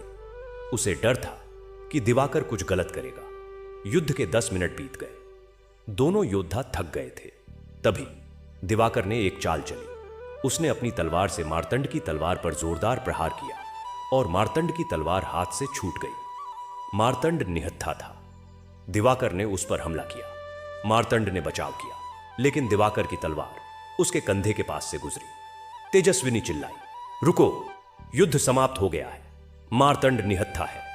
लेकिन दिवाकर ने नहीं रुका। उसने फिर हमला किया। इस बार तलवार मार्तंड की आंखों की ओर बढ़ी। तभी एक अद्भुत घटना हुई। मार्तंड ने अपनी आंखें बंद की और उसके शरीर से एक तेज प्रकाश निकला। प्रकाश इतना तेज था कि दिवाकर की आंखें चौंधिया गईं और उसकी तलवार जमीन पर गिर पड़ी। दिवाकर ने आंखें मली। जब उसकी आंखें खुलीं तो मार्तंड शांत खड़ा था। उसके शरीर से प्रकाश निकल रहा था। लोग हैरान रह गए। यह क्या है? यह जादू है। ऋषि आदित्य उठ खड़े हुए। यह जादू नहीं, दिव्य शक्ति है। मार्तंड के भीतर सूर्यदेव का प्रकाश है। दिवाकर क्रोध से कांप रहा था। उसकी योजना फिर विफल हो गई थी। न केवल विफल, बल्कि उसके षड्यंत्र का पर्दाफाश हो गया था। सेनापति सिंहबाहु ने घोषणा की, युद्ध समाप्त। दिवाकर ने नियम तोड़े हैं। वह इस चरण से अयोग्य घोषित किया जाता है। दिवाकर ने अपनी तलवार उठाई और मैदान से भाग गया। उसके सेवक भी उसके पीछे भागे। मार्तंड ने प्रकाश को समेट लिया और शांत हो गया। लोग उसे घेर कर खड़े हो गए, लेकिन वह विनम्रता से मुस्कुराया और चला गया। तेजस्विनी मंच से उतरी और मार्तंड के पास गई। तुम ठीक हो मार्तंड? हां राजकुमारी, सूर्यदेव की कृपा से। वह प्रकाश, वह क्या था? मार्तंड ने गंभीर होते हुए कहा, राजकुमारी, समय आने पर सब कुछ स्पष्ट हो जाएगा, अभी नहीं। तेजस्विनी ने पूछताछ नहीं की। वह जानती थी कि मार्तंड कुछ छिपा रहा है, लेकिन वह उस पर विश्वास करती थी। शाम को तेजस्विनी को पता चला कि दिवाकर गायब हो गया है। उसका तंबू खाली पड़ा था और उसके सभी सामान गायब थे। मंत्री वज्रदत्त ने कहा, महाराज, दिवाकर भाग गया है। शायद वह डर गया है कि उसे दंड मिलेगा। लेकिन तेजस्विनी को लगा कि दिवाकर इतनी आसानी से नहीं हारेगा। वह कहीं छिपा होगा और फिर हमला करेगा। रात को तेजस्विनी ने सूर्य मंदिर में विशेष प्रार्थना की, हे सूर्यदेव, मेरी रक्षा करो और मार्तंड की रक्षा करो। हमें इस अंधकार से बचाओ। उसकी प्रार्थना के बाद उसे एक स्वप्न आया। स्वप्न में सूर्यदेव प्रकट हुए और कहा, तेजस्विनी, तुम्हारी परीक्षा कठिन होगी। दिवाकर वापस आएगा और वह अंतिम हमला करेगा, लेकिन डरो मत, तुम प्रकाश हो और प्रकाश कभी नहीं हारता। लेकिन मार्तंड कौन है? क्या वह सच में आप है? समय आने पर सब कुछ स्पष्ट हो जाएगा। अभी तुम्हें विश्वास रखना होगा। स्वप्न टूट गया। तेजस्विनी ने आंखें खोली। उसे लगा कि अब वह सच जानने के लिए तैयार है। कल तीसरा और अंतिम चरण होगा, मल्लयुद्ध, और कल ही वह मार्तंड से सच पूछेगी। रात गहरा गई। कमलपुरी में सभी सो रहे थे, लेकिन तेजस्विनी की आंखों में नींद नहीं थी। उसे लग रहा था कि कल का दिन निर्णायक होगा, और वह तैयार थी, चाहे कुछ भी हो जाए। छठे दिन की सुबह कमलपुरी के ऊपर एक अजीब सी गंभीरता छाई हुई थी। आकाश में हल्के बादल थे जो सूर्य को ढकने का प्रयास कर रहे थे, लेकिन सूर्य की किरणें बादलों को चीरकर धरती पर पहुंच रही थीं, मानो कह रही हो कि प्रकाश को कोई नहीं रोक सकता। तेजस्विनी आज विशेष रूप से सज धज कर तैयार हुई थी। उसने सुनहरे रंग की योद्धा वेशभूषा पहनी थी, एक प्रकार का अंगरखा और चूड़ीदार पाजामा जिस पर सूर्य के चिन्ह खड़े हुए थे। उसके बाल एक जूड़े में बंधे थे और कमर में एक छोटी तलवार लटक रही थी। आज वह केवल दर्शक नहीं रहने वाली थी। मैया शांति ने चिंतित स्वर में पूछा, बेटी, तुम यह वेश क्यों धारण किए हो? आज तो केवल मल्लयुद्ध है। मैया, आज कुछ घटित होने वाला है। मैं तैयार रहना चाहती हूं, लेकिन बेटी, तुम्हारी सुरक्षा, मेरी सुरक्षा सूर्यदेव करेंगे, और मैं खुद का बचाव करना जानती हूं। तेजस्विनी ने अपनी तलवार की मूठ पर हाथ रखा। उसे बचपन से ही युद्ध कला सिखाई गई थी। हालांकि उसने कभी किसी से युद्ध नहीं किया था, लेकिन आज उसे लग रहा था कि उसे अपनी रक्षा स्वयं करनी होगी। मैदान पर मल्ल युद्ध का अंतिम चरण शुरू होने वाला था। सेनापति सिंहबाहु ने नियम स्पष्ट किए। यह कुश्ती का युद्ध है। हर योद्धा को 3 योद्धाओं के साथ कुश्ती लड़नी होगी। जो 2 बार हार जाएगा वह बाहर हो जाएगा। विजेता को अंक मिलेंगे। योद्धाओं ने अपने ऊपरी वस्त्र उतार दिए थे, केवल धोती या लंगोट पहने हुए थे। शरीर पर तेल लगाया गया था ताकि पकड़ना कठिन हो। पहली कुश्ती अर्जुन और वीरवर के बीच थी। अर्जुन मजबूत था, लेकिन वीरवर कुशल। दोनों का संघर्ष देखने लायक था। अंततः वीरवर ने अर्जुन को पछाड़ दिया। एक के बाद एक कुश्तियां होती रहीं। भानु प्रताप ने 2 योद्धाओं को हराया, लेकिन तीसरे से हार गया। जयंत जल्दी हार गया। धनंजय ने तो कोशिश भी नहीं की। कवि प्रकाश हार गया। फिर मार्तंड की बारी आई। मार्तंड का पहला मुकाबला एक मजबूत योद्धा से था। मार्तंड दुबला पतला था और लोग सोच रहे थे कि वह जल्दी हार जाएगा, लेकिन मार्तंड ने आश्चर्यजनक कौशल दिखाया। उसने अपनी चपलता और बुद्धिमत्ता से विरोधी को पछाड़ दिया। लोग हैरान थे, यह साधारण युवक इतना कुशल कैसे हो सकता है। मार्तंड का दूसरा मुकाबला वीरवर से था। वीरवर अनुभवी था, लेकिन मार्तंड ने उसे भी हरा दिया। अब मार्तंड का तीसरा और अंतिम मुकाबला भानु प्रताप से था। भानु प्रताप गुस्से में था, क्योंकि वह अब तक केवल एक ही युद्ध जीत पाया था। भानु प्रताप और मार्तंड मैदान में आए। भानु प्रताप ने घृणा से मार्तंड को देखा। तुम एक साधारण व्यक्ति हो और तुम मेरे सामने कैसे खड़े हो सकते हो? मार्तंड ने विनम्रता से कहा, कुश्ती में वंश या पद नहीं, बल और कौशल मायने रखता है, राजकुमार। कुश्ती शुरू हुई। भानु प्रताप ने जोरदार हमला किया, लेकिन मार्तंड ने उसे चकमा दे दिया। भानु प्रताप बार बार हमला करता और मार्तंड बार बार बच जाता। लोगों ने देखा कि मार्तंड केवल बचाव ही नहीं कर रहा था, बल्कि भानु प्रताप की शक्ति का अध्ययन कर रहा था। और फिर अचानक मार्तंड ने हमला किया। उसने एक तेज चाल चली, भानु प्रताप का संतुलन बिगाड़ा और उसे जमीन पर पटक दिया। भानु प्रताप हार गया था। लोगों ने जोरदार तालियां बजाई। मार्तंड ने 3 कुश्तियां जीत ली थीं। भानु प्रताप उठा। उसके चेहरे पर शर्म और क्रोध था। वह बिना कुछ कहे चला गया। मल्ल युद्ध समाप्त हुआ। अब 3 चरणों के अंकों का कुल योग किया जाना था। जब अंक जोड़े गए तो मार्तंड शीर्ष पर था, उसके बाद अर्जुन और फिर वीरवर। सेनापति सिंहबाहु ने घोषणा की, पहली परीक्षा के शीर्ष 10 योद्धा हैं। मार्तंड, अर्जुन, वीरवर, भानु प्रताप, जयंत, धनंजय, कवि प्रकाश और 3 अन्य योद्धा। ये 10 योद्धा दूसरी परीक्षा में भाग लेंगे। लोगों ने खुशी से तालियां बजाई। लेकिन तभी एक अप्रत्याशित घटना घटी। मैदान के एक कोने से एक आवाज आई, रुको, यह परीक्षा अभी समाप्त नहीं हुई है। सभी ने मुड़कर देखा। दिवाकर वहां खड़ा था, लेकिन अब वह दिवाकर नहीं रहा था। उसका रूप बदल गया था। उसका शरीर काला और विशाल हो गया था। आंखें लाल चमक रही थीं और हाथों में नाखून लंबे और नुकीले थे। वह कालनेमी था, अपने वास्तविक रूप में। लोग डर से चिल्लाए, राक्षस, राक्षस आ गया है। कालनेमी हंसा। उसकी हंसी भयानक और कर्कश थी। हा हा हा, तुम सब मूर्ख हो। मैं दिवाकर नहीं, कालनेमी हूं। मैं अंधकार का राजा हूं और मैं यहां इस राजकुमारी के प्रकाश को नष्ट करने आया हूं। सैनिकों ने कालनेमी पर हमला किया, लेकिन कालनेमी ने अपनी शक्ति से उन्हें उड़ा दिया। लोग भागने लगे। अराजकता फैल गई। तेजस्विनी ने अपनी तलवार खींच ली।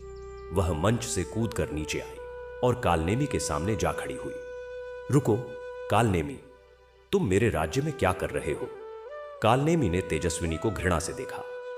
तेजस्विनी, तुम सूर्य की किरण हो और मैं सूर्य से घृणा करता हूं। मैं तुम्हारा प्रकाश नष्ट कर दूंगा और फिर पूरे संसार को अंधकार में डुबो दूंगा। तुम सफल नहीं होगे। सूर्यदेव मेरे साथ हैं। सूर्यदेव, हा हा हा, वह तो दूर आकाश में है, वह यहां नहीं आ सकते। तभी एक शांत आवाज सुनाई दी, गलत सोचते हो कालनेमी। सभी ने मुड़कर देखा। मार्तंड आगे बढ़ रहा था। उसके शरीर से एक सुनहरा प्रकाश निकल रहा था और उसका रूप बदल रहा था। उसकी साधारण वेशभूषा एक दिव्य वस्त्र में बदल गई। उसके सिर पर एक तेजस्वी मुकुट प्रकट हुआ और उसके हाथों में एक सुनहरा दंड दिखाई दिया। मार्तंड अब मार्तंड नहीं रहा था, वह सूर्यदेव थे। लोग आश्चर्यचकित रह गए। वे जमीन पर गिरकर प्रणाम करने लगे। तेजस्विनी की आंखें भर आईं। उसे अब सब कुछ समझ में आ गया। मार्तंड सच में सूर्यदेव थे। सूर्यदेव ने कालनेमी से कहा, कालनेमी, तुम्हारा अंधकार यहां नहीं टिक सकता। यह स्थान प्रकाश का है। कालनेमी गुर्राया, तुम मानव रूप में आए हो। सूर्य, तुम्हारी शक्ति सीमित है। मैं तुम्हें हरा दूंगा। कालनेमी ने हमला किया। उसके हाथों से काले बिजली के बोल निकले और सूर्यदेव की ओर बढ़े। सूर्यदेव ने अपना दंड उठाया और दंड से एक सुनहरी किरण निकली जिसने काले बोलों को नष्ट कर दिया। दोनों के बीच भयंकर युद्ध हुआ। प्रकाश और अंधकार की टक्कर। सूर्यदेव का प्रकाश तेज था, लेकिन कालनेमी का अंधकार गहरा। दोनों बराबर थे। तेजस्विनी ने देखा कि सूर्यदेव मानव रूप में होने के कारण अपनी पूरी शक्ति का प्रयोग नहीं कर पा रहे थे। उसे कुछ करना होगा।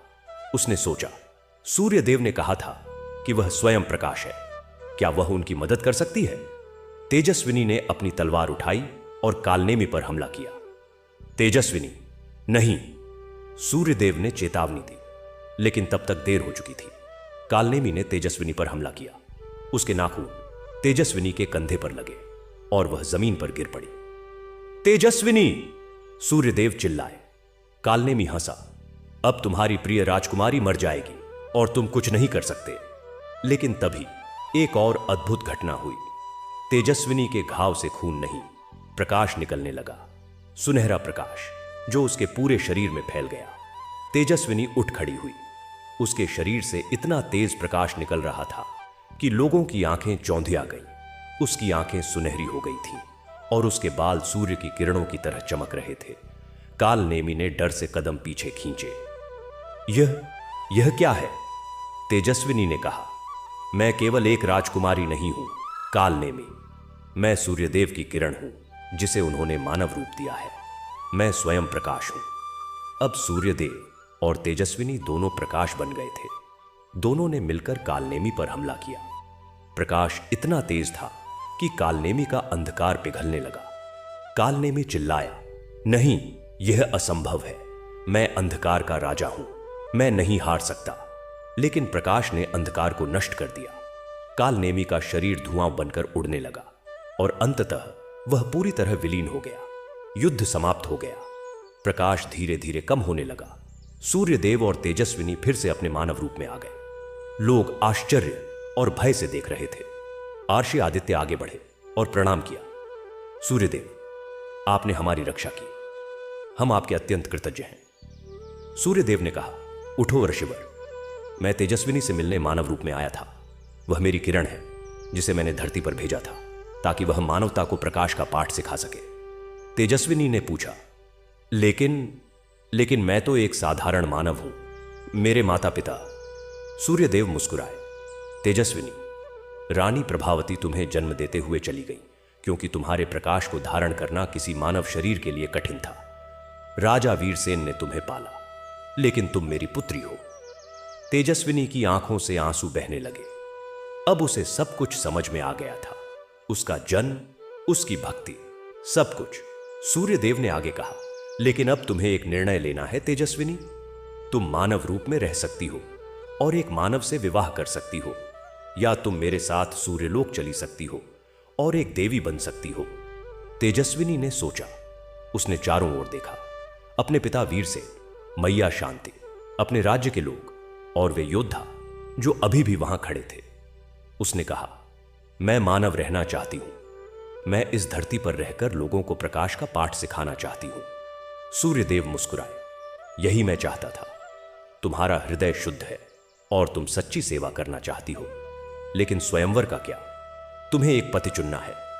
तेजस्विनी ने योद्धाओं की ओर देखा।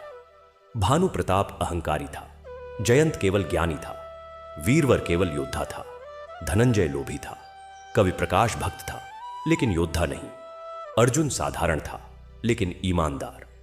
उसने कहा, स्वयंवर की 3 और परीक्षाएं बाकी हैं, मैं उन्हें पूरा करना चाहती हूं क्योंकि मैं नहीं चाहती कि मेरा निर्णय केवल आज की घटनाओं पर आधारित हो। सूर्यदेव ने सिर हिलाया। तथास्तु, मैं फिर से मार्तंड बन जाता हूं और स्वयंवर में भाग लेता हूं, लेकिन अब सब जानते हैं कि मैं कौन हूं। नहीं, तेजस्विनी ने कहा, कृपया किसी को मत बताइए। लोगों को यह नहीं पता चलना चाहिए कि आप सूर्यदेव हैं। वे आपको मार्तंड के रूप में ही जाने। सूर्यदेव ने सहमति दी। उन्होंने फिर से मार्तंड का रूप धारण कर लिया और उनके शरीर का प्रकाश छिप गया। लोगों ने यह सब देखा था, लेकिन अर्ष्य आदित्य ने उनसे कहा, आज जो कुछ हुआ वह हमारे और देवताओं के बीच का रहस्य है, इसे किसी से न कहो। लोगों ने वादा किया। वे जानते थे कि यह एक दिव्य रहस्य था। शाम को तेजस्विनी अपने कक्ष में बैठी सोच रही थी। मैया शांति अंदर आई। बेटी, आज तुमने बहुत बड़ा रहस्य जान लिया। तुम कैसी हो? मैया, मैं ठीक हूं, लेकिन मैं समझ नहीं पा रही हूं कि अब क्या करूं। तुम वही करो जो तुम्हारा हृदय कहता है बेटी, और याद रखो, चाहे तुम राजकुमारी हो या देवी की पुत्री, तुम हमेशा मेरी बेटी रहोगी। तेजस्विनी ने मैया शांति को गले लगा लिया। उधर मार्तंड, सूर्यदेव अपने तंबू में बैठे थे। उन्होंने सोचा कि तेजस्विनी ने सही निर्णय लिया है। वह मानव बनकर रहना चाहती थी और मानवता की सेवा करना चाहती थी। यही तो सच्ची देवत्व है। रात को तेजस्विनी ने सूर्य मंदिर में दीपक जलाया। इस बार उसकी प्रार्थना अलग थी। हे पिता, आपने मुझे यह ज्ञान दिया, अब मुझे मार्गदर्शन दीजिए कि मैं कैसे इस ज्ञान का उपयोग करूं। मैं चाहती हूं कि मेरा जीवन दूसरों के लिए प्रकाश बने। दीपक की लौ ने उत्तर दिया। वह और तेज हो गई, मानो सूर्यदेव की स्वीकृति हो। तेजस्विनी समझ गई। उसका मार्ग स्पष्ट था। उसे स्वयंवर पूरा करना था और फिर अपने जीवन को सेवा के लिए समर्पित करना था। अगले दिन से दूसरी परीक्षा शुरू होगी, बुद्धि और ज्ञान की परीक्षा। और तेजस्विनी जानती थी कि इस परीक्षा में भी सत्य की जीत होगी। लेकिन सबसे महत्वपूर्ण बात यह थी कि अब वह जानती थी कि वह कौन है। वह सूर्य की किरण थी और उसे प्रकाश फैलाना था। रात गहरा गई। कमलपुरी में शांति थी, लेकिन यह शांति अब भय की नहीं, विश्वास की शांति थी। लोग जानते थे कि सूर्यदेव उनके साथ हैं और प्रकाश हमेशा अंधकार पर विजय पाता है। तेजस्विनी ने खिड़की से बाहर देखा। आकाश में तारे चमक रहे थे और चंद्रमा पूर्ण था। उसे लगा जैसे पूरा ब्रह्मांड उसे आशीर्वाद दे रहा हो। वह मुस्कुराई और सोने चली गई। कल एक नया दिन होगा और एक नई शुरुआत। 7वें दिन की सुबह कमलपुरी में एक नया उत्साह था। कल की भयानक घटनाओं के बाद लोगों के मन में एक अजीब सी शांति और विश्वास भर गया था। हर कोई जानता था कि कुछ अद्भुत हुआ है, लेकिन आर्षी आदित्य के आदेश के कारण कोई बात नहीं कर रहा था। लोगों की आंखों में एक नया सम्मान था, मार्तंड के प्रति, तेजस्विनी के प्रति और सूर्यदेव के प्रति। तेजस्विनी आज सुबह जल्दी उठ गई थी। उसने अपने कक्ष की छत पर जाकर सूर्योदय देखा। सूर्य की पहली किरण जब उस पर पड़ी तो उसे एक अद्भुत गर्माहट महसूस हुई, एक पिता का स्पर्श जैसा। अब वह जानती थी कि सूर्यदेव उसके सच्चे पिता हैं और यह ज्ञान उसे एक नई शक्ति दे रहा था। मैया शांति ने आकर कहा, बेटी, आज दूसरी परीक्षा है, तुम तैयार हो? हां मैया, लेकिन आज मैं कुछ अलग करना चाहती हूं। क्या बेटी? मैं चाहती हूं कि दूसरी परीक्षा केवल बुद्धि और ज्ञान की न रहे, बल्कि उसमें करुणा, न्याय और सेवा भाव का भी मूल्यांकन हो।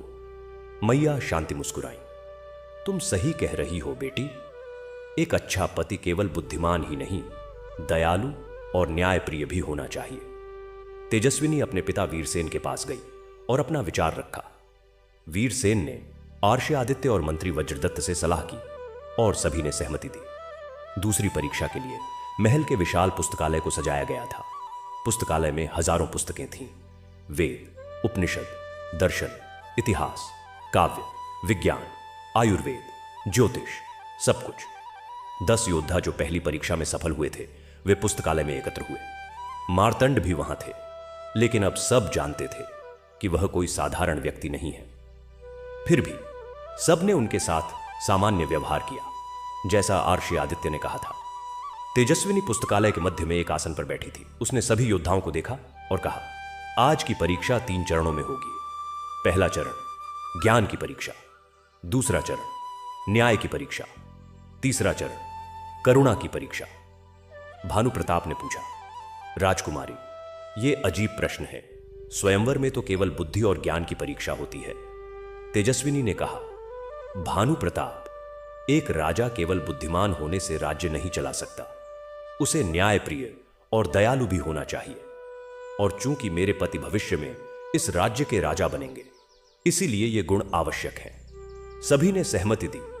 पहला चरण शुरू हुआ। आर्षादित्य ने पहला प्रश्न पूछा, वेदों के अनुसार मनुष्य का परम कर्तव्य क्या है? भानु प्रताप ने तुरंत उत्तर दिया, यज्ञ करना, दान देना और वेदों का पाठ करना।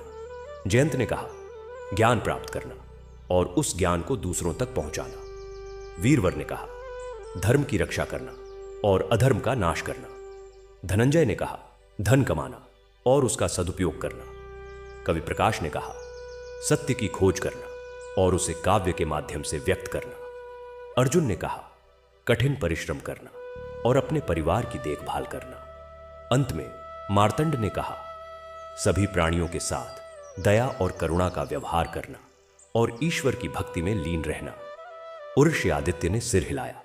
सभी के उत्तर सही हैं, लेकिन मार्तंड का उत्तर सबसे संपूर्ण है। दूसरा प्रश्न, यदि एक ब्राह्मण और एक शूद्र में झगड़ा हो और ब्राह्मण गलत हो तो न्याय कैसे करोगे? भानु प्रताप ने कहा, ब्राह्मण को क्षमा कर दूंगा क्योंकि वह ब्राह्मण है। जयंत ने कहा, दोनों को समान दंड दूंगा क्योंकि न्याय में जाति नहीं देखी जाती। मार्तंड ने कहा, सत्य की खोज करूंगा। अगर ब्राह्मण गलत है तो उसे दंड दूंगा, लेकिन उसे शिक्षा भी दूंगा ताकि वह फिर गलती न करे। आर्षादित्य ने फिर मार्तंड के उत्तर को श्रेष्ठ माना। इस तरह कई प्रश्न पूछे गए। हर प्रश्न में मार्तंड का उत्तर सबसे गहरा और संपूर्ण होता। लोग आश्चर्यचकित थे, लेकिन उन्हें पता था कि मार्तंड कोई साधारण व्यक्ति नहीं है। पहला चरण समाप्त हुआ। दूसरा चरण शुरू हुआ, न्याय की परीक्षा। इस चरण में हर योद्धा के सामने एक काल्पनिक मामला रखा गया और उसे न्याय करना था। भानु प्रताप के सामने यह मामला रखा गया। एक किसान ने राज्य की भूमि पर अनाधिकृत खेती की है, क्या दंड दोगे? भानु प्रताप ने कहा, उसे कठोर दंड दूंगा ताकि दूसरे डरें। जयंत के सामने एक व्यापारी ने मिलावटी सामान बेचा है। जयंत ने कहा, उसका सारा माल जब्त करूंगा और उसे कारावास दूंगा। मार्तंड के सामने यह मामला रखा गया। एक गरीब विधवा ने भूख से तड़पते अपने बच्चों के लिए राज्य के बगीचे से फल चुराए हैं। मार्तंड ने कहा, उसे दंड नहीं दूंगा, बल्कि उसे और उसके बच्चों को भोजन और आश्रय दूंगा और उसके लिए रोजगार की व्यवस्था करूंगा, क्योंकि न्याय केवल दंड नहीं, सुधार भी है। तेजस्विनी की आंखें चमक उठी। यही तो वह चाहती थी, एक ऐसा न्याय जिसमें करुणा हो। दूसरा चरण समाप्त हुआ। तीसरा और अंतिम चरण शुरू हुआ, करुणा की परीक्षा। इस चरण के लिए सभी योद्धाओं को शहर में ले जाया गया, जहां विभिन्न प्रकार के लोग थे, बीमार, गरीब, विकलांग, बुजुर्ग। हर योद्धा को इन लोगों की सहायता करनी थी और उनकी प्रतिक्रिया देखी जानी थी। भानु प्रताप ने एक बीमार व्यक्ति को देखा, उसकी ओर देखा भी नहीं और आगे बढ़ गया। मैं राजकुमार हूं, मैं ऐसा काम नहीं कर सकता। जयंत ने एक गरीब विद्यार्थी को देखा, उसे कुछ सलाह दी, लेकिन कोई मदद नहीं की। वीरवर ने एक विकलांग व्यक्ति को देखा, उसकी ओर घृणा से देखा और चला गया। धनंजय ने सोने के सिक्के फेंके, मानो इससे सब ठीक हो जाएगा। कवि प्रकाश ने एक बुजुर्ग को देखा, उसके साथ बातें की और उसे आशीर्वाद दिया। अर्जुन ने एक भूखे बच्चे को देखा, उसे अपना भोजन दे दिया। और मार्तंड ने एक बीमार बूढ़ी महिला को देखा जो सड़क के किनारे पड़ी थी। वह उसके पास गए, उसका सिर अपनी गोद में रखा, उसे पानी पिलाया और धीरे धीरे उसकी सेवा की। फिर उन्होंने उसे अपने कंधों पर उठाया और उसे एक आश्रय स्थल पर ले गए। लोग यह देखकर हैरान रह गए। एक योद्धा जो स्वयंवर में भाग ले रहा है, वह एक साधारण बूढ़ी महिला की सेवा कर रहा है। तेजस्विनी ने यह सब देखा, उसकी आंखों में आंसू आ गए। अब उसे पूरी तरह विश्वास हो गया कि मार्तंड ही सही व्यक्ति है। तीसरा चरण समाप्त हुआ, सभी योद्धा वापस महल लौटे। अब परिणाम घोषित किए जाने थे। पुस्तकालय में तेजस्विनी ने खड़े होकर कहा, आज की परीक्षा ने सब कुछ स्पष्ट कर दिया है। ज्ञान, न्याय और करुणा, इन तीनों में जो श्रेष्ठ है वही विजेता है। और आज की परीक्षा में मार्तंड ने साबित किया कि वह इन तीनों गुणों से संपन्न है। भानु प्रताप क्रोधित हो गया। राजकुमारी, यह अन्याय है। मार्तंड तो कोई साधारण व्यक्ति है, वह आपके योग्य नहीं है। तेजस्विनी ने गंभीरता से कहा, भानु प्रताप, योग्यता वंश या पद से नहीं, चरित्र और गुणों से होती है। और मार्तंड ने साबित किया है कि उनमें वे सभी गुण हैं जो एक अच्छे पति और राजा में होने चाहिए। जयंत ने कहा, लेकिन राजकुमारी, अभी 2 परीक्षाएं और बाकी हैं। क्या आप अभी से निर्णय ले रही हैं? नहीं, मैं निर्णय नहीं ले रही। मैं केवल यह कह रही हूं कि आज की परीक्षा में मार्तंड श्रेष्ठ है। अंतिम निर्णय सभी परीक्षाओं के बाद होगा। दूसरी परीक्षा समाप्त हुई। मार्तंड को सर्वोच्च अंक मिले। उसके बाद कवि प्रकाश और अर्जुन को। शाम को तेजस्विनी अपने कक्ष में बैठी सोच रही थी।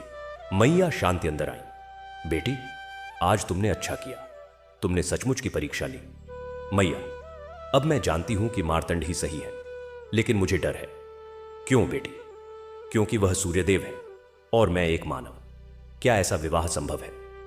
मैया शांति ने सोचा, फिर कहा, बेटी, प्रेम और विवाह में 2 हृदयों का मिलन होता है, 2 शरीरों का नहीं।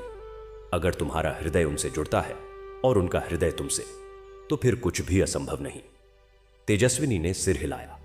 उसे समझ में आ रहा था कि यह कोई साधारण विवाह नहीं होगा, यह एक दिव्य मिलन होगा। उधर मार्तंड अपने तंबू में बैठे थे। आर्ष आदित्य उनके पास आए। सूर्यदेव, आपने आज मानवता का सबसे सुंदर रूप दिखाया। मार्तंड ने मुस्कुराते हुए कहा, अर्षवर, मैंने केवल वही किया जो हर मनुष्य को करना चाहिए। करुणा, न्याय और ज्ञान, यही तो मानवता का सार है। लेकिन देव, क्या आप सच में तेजस्विनी से विवाह करेंगे? वह तो मानव है। अर्षवर, तेजस्विनी मेरी किरण है। वह मानव रूप में है, लेकिन उसकी आत्मा दिव्य है। और विवाह के बाद वह मानव ही रहेगी, क्योंकि यही उसकी इच्छा है। मैं उसकी इच्छा का सम्मान करूंगा। लेकिन तब मैं भी मानव रूप में रहूंगा और इस राज्य के राजा के रूप में सेवा करूंगा। समय आने पर जब तेजस्विनी का मानव जीवन समाप्त होगा, तब हम दोनों सूर्यलोक लौट जाएंगे। ऋषि आदित्य ने प्रणाम किया और चले गए। रात को तेजस्विनी ने सूर्य मंदिर में प्रार्थना की, हे पिता, मुझे मार्गदर्शन दीजिए। मुझे पता है कि मार्तंड ही सही है, लेकिन क्या मैं उनके योग्य हूं? दीपक की लौ ने उत्तर दिया। वह तेज हो गई और उसकी लौ ने एक आकृति बनाई, एक सूर्य और एक कमल एक साथ। तेजस्विनी समझ गई, सूर्य और कमल दोनों एक दूसरे के पूरक हैं। सूर्य के बिना कमल नहीं खिलता और कमल के बिना सूर्य की सुंदरता पूरी नहीं होती। वह मुस्कुराई और मंदिर से बाहर आई। आकाश में चंद्रमा चमक रहा था और तारे टिमटिमा रहे थे। उसे लगा जैसे पूरा ब्रह्मांड उसे आशीर्वाद दे रहा हो। अगले दिन से तीसरी परीक्षा शुरू होगी, आध्यात्मिकता और धर्म की परीक्षा। और तेजस्विनी जानती थी कि इस परीक्षा में भी सत्य की जीत होगी। लेकिन उसे अब कोई चिंता नहीं थी। वह जानती थी कि उसका मार्ग सूर्य देव ने पहले ही तय कर दिया है और उसे केवल उस मार्ग पर चलना है। रात गहरा गई। कमलपुरी में सभी सो रहे थे, लेकिन तेजस्विनी के हृदय में एक नई आशा जग रही थी। वह जानती थी कि उसका भविष्य उज्जवल है, क्योंकि वह सूर्य की किरण है और किरण कभी अंधकार में नहीं खोती। 8वें दिन की प्रातः कमलपुरी के सूर्य मंदिर में एक विशेष वातावरण था। तीसरी परीक्षा, आध्यात्मिकता और धर्म की परीक्षा, आज शुरू होनी थी। और यह परीक्षा साधारण नहीं थी। आशी आदित्य ने घोषणा की थी कि यह परीक्षा मंदिर के गर्भगृह में होगी, जहां केवल तेजस्विनी, 10 योद्धा और स्वयं ऋषि ही प्रवेश कर सकते थे। तेजस्विनी ने आज सफेद रेशम की साड़ी पहनी थी, बिना किसी आभूषण के, केवल माथे पर चंदन का तिलक। वह जानती थी कि आज का दिन सबसे महत्वपूर्ण होगा, क्योंकि आध्यात्मिकता ही वह आधार है जिस पर सब कुछ टिका होता है। मंदिर के गर्भगृह में सूर्य देव की सोने की मूर्ति के सामने सभी योद्धा बैठे थे। हवा में धूप और फूलों की सुगंध थी और एक गहरी शांति छाई हुई थी। आशी आदित्य ने आरती की थाली उठाई और कहा, आज की परीक्षा 3 चरणों में होगी। पहला, ध्यान की गहराई। दूसरा, आत्मज्ञान। तीसरा, धर्म की समझ। पहला चरण शुरू हुआ। सभी योद्धाओं को आंखें बंद करके ध्यान करना था और और्ष्य आदित्य उनकी एकाग्रता का मूल्यांकन करेंगे। भानु प्रताप ने आंखें बंद की, लेकिन उसकी भ्रुकुटी तनी हुई थी। वह ध्यान नहीं बल्कि दिखावा कर रहा था। 5 मिनट बाद ही उसने आंखें खोल ली और इधर उधर देखने लगा। जयंत ने गहरा ध्यान लगाने का प्रयास किया, लेकिन उसका मन विचलित था। वह सोच रहा था कि कैसे वह इस परीक्षा में सफल होगा। वीरवर के लिए तो ध्यान लगाना असंभव था। वह योद्धा था, साधक नहीं। वह बैठा बैठा बेचैन हो रहा था। धनंजय ने आंखें बंद करके सोने के सिक्कों के बारे में सोचना शुरू कर दिया। कवि प्रकाश ने गहरा ध्यान लगाया। उसके चेहरे पर शांति थी और वह वास्तव में ध्यान मग्न था। अर्जुन ने साधारण ढंग से ध्यान लगाया। वह किसान था और प्रकृति के साथ रहने वाला, इसलिए उसे ध्यान लगाना आता था। और मार्तंड तो जैसे ध्यान में विलीन ही हो गया। उसके चेहरे पर एक दिव्य शांति थी और उसके शरीर से एक मंद सुनहरी रोशनी निकल रही थी। वह इतना गहरे ध्यान में था कि लग रहा था मानो उसका शरीर वहां है, लेकिन आत्मा कहीं और। तेजस्विनी ने यह सब देखा। उसे अब पूरी तरह विश्वास हो गया था कि मार्तंड ही सही व्यक्ति है। 1 घंटा बीत गया। आर्षि आदित्य ने घंटी बजाई और सभी ने आंखें खोली। पहला चरण समाप्त। अर्षि आदित्य ने कहा, अब दूसरा चरण, आत्मज्ञान। इस चरण में हर योद्धा से एक प्रश्न पूछा जाना था। तुम कौन हो?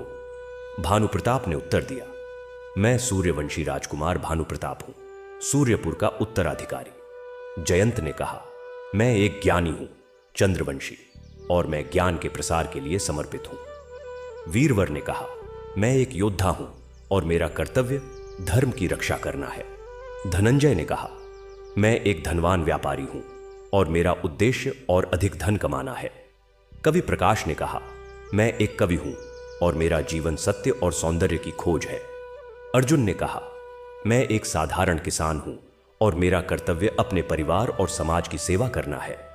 अंत में मार्तंड की बारी आई। उसने शांत स्वर में कहा, मैं एक आत्मा हूं जो इस शरीर में निवास करती है। मैं न तो राजकुमार हूं, न योद्धा, न धनवान। मैं केवल एक यात्री हूं जो सत्य की खोज में है, और मैं जानता हूं कि मेरा सच्चा स्वरूप प्रकाश है, क्योंकि मैं सूर्य का अंश हूं। यह सुनकर सभी चुप हो गए। मार्तंड ने सीधे सत्य कह दिया था, बिना किसी डर के। आर्षि आदित्य ने आंखें बंद करके सिर हिलाया। सही उत्तर। जब तक मनुष्य अपने सच्चे स्वरूप को नहीं जानता, तब तक वह सच्चा ज्ञान प्राप्त नहीं कर सकता। दूसरा चरण समाप्त हुआ। तीसरा और अंतिम चरण शुरू हुआ, धर्म की समझ। इस चरण में आर्षि आदित्य ने एक प्रश्न पूछा, धर्म क्या है? भानु प्रताप ने कहा, धर्म वह है जो वेदों में लिखा है। जयंत ने कहा, धर्म ज्ञान का मार्ग है। वीरवर ने कहा, धर्म युद्ध है अधर्म के विरुद्ध। धनंजय ने कहा, धर्म दान देना है। कवि प्रकाश ने कहा, धर्म सत्य की खोज है। अर्जुन ने कहा, धर्म अपना कर्तव्य निभाना है। मार्तंड ने कहा, धर्म वह है जो मनुष्य को मनुष्य से जोड़ता है। धर्म प्रेम है, करुणा है, सेवा है। धर्म सभी प्राणियों के कल्याण की कामना है। धर्म न तो केवल वेदों में है, न केवल युद्ध में, न केवल दान में। धर्म हर उस कर्म में है जो दूसरों के हित के लिए किया जाता है। तेजस्विनी की आंखें चमक उठी। यही तो वह सोचती थी।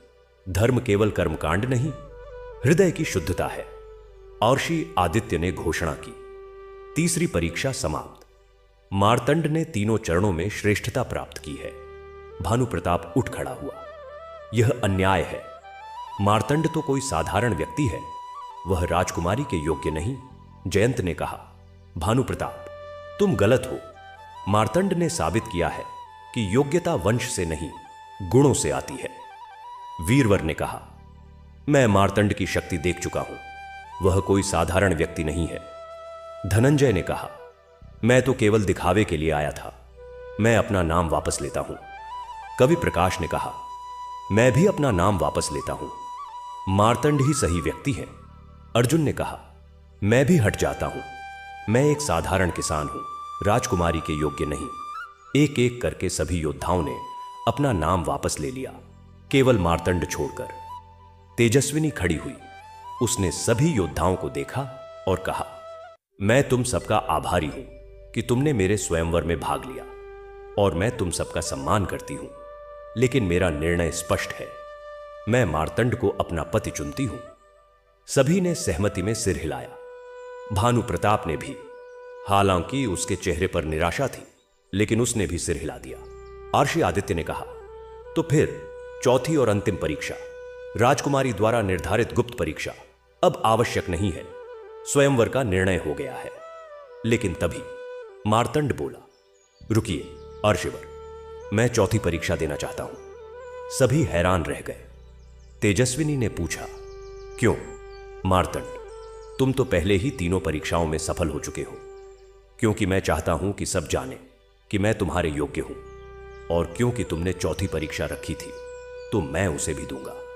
तेजस्विनी ने सोचा, फिर कहा, ठीक है, चौथी परीक्षा यह है, तुम्हें सूर्य देव की स्तुति करनी होगी, लेकिन कोई मंत्र नहीं, कोई श्लोक नहीं, केवल अपने हृदय से।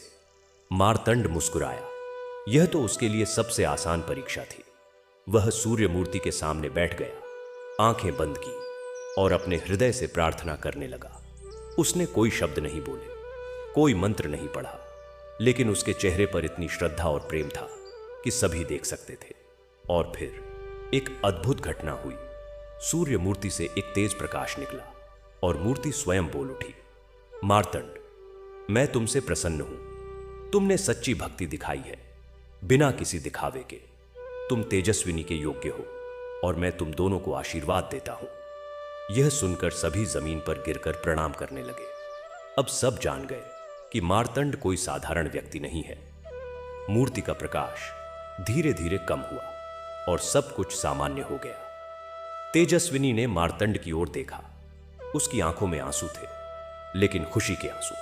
और्षि आदित्य ने घोषणा की, स्वयंवर समाप्त। राजकुमारी तेजस्विनी ने मार्तंड को अपना पति चुना है। विवाह अगले पूर्णिमा को होगा।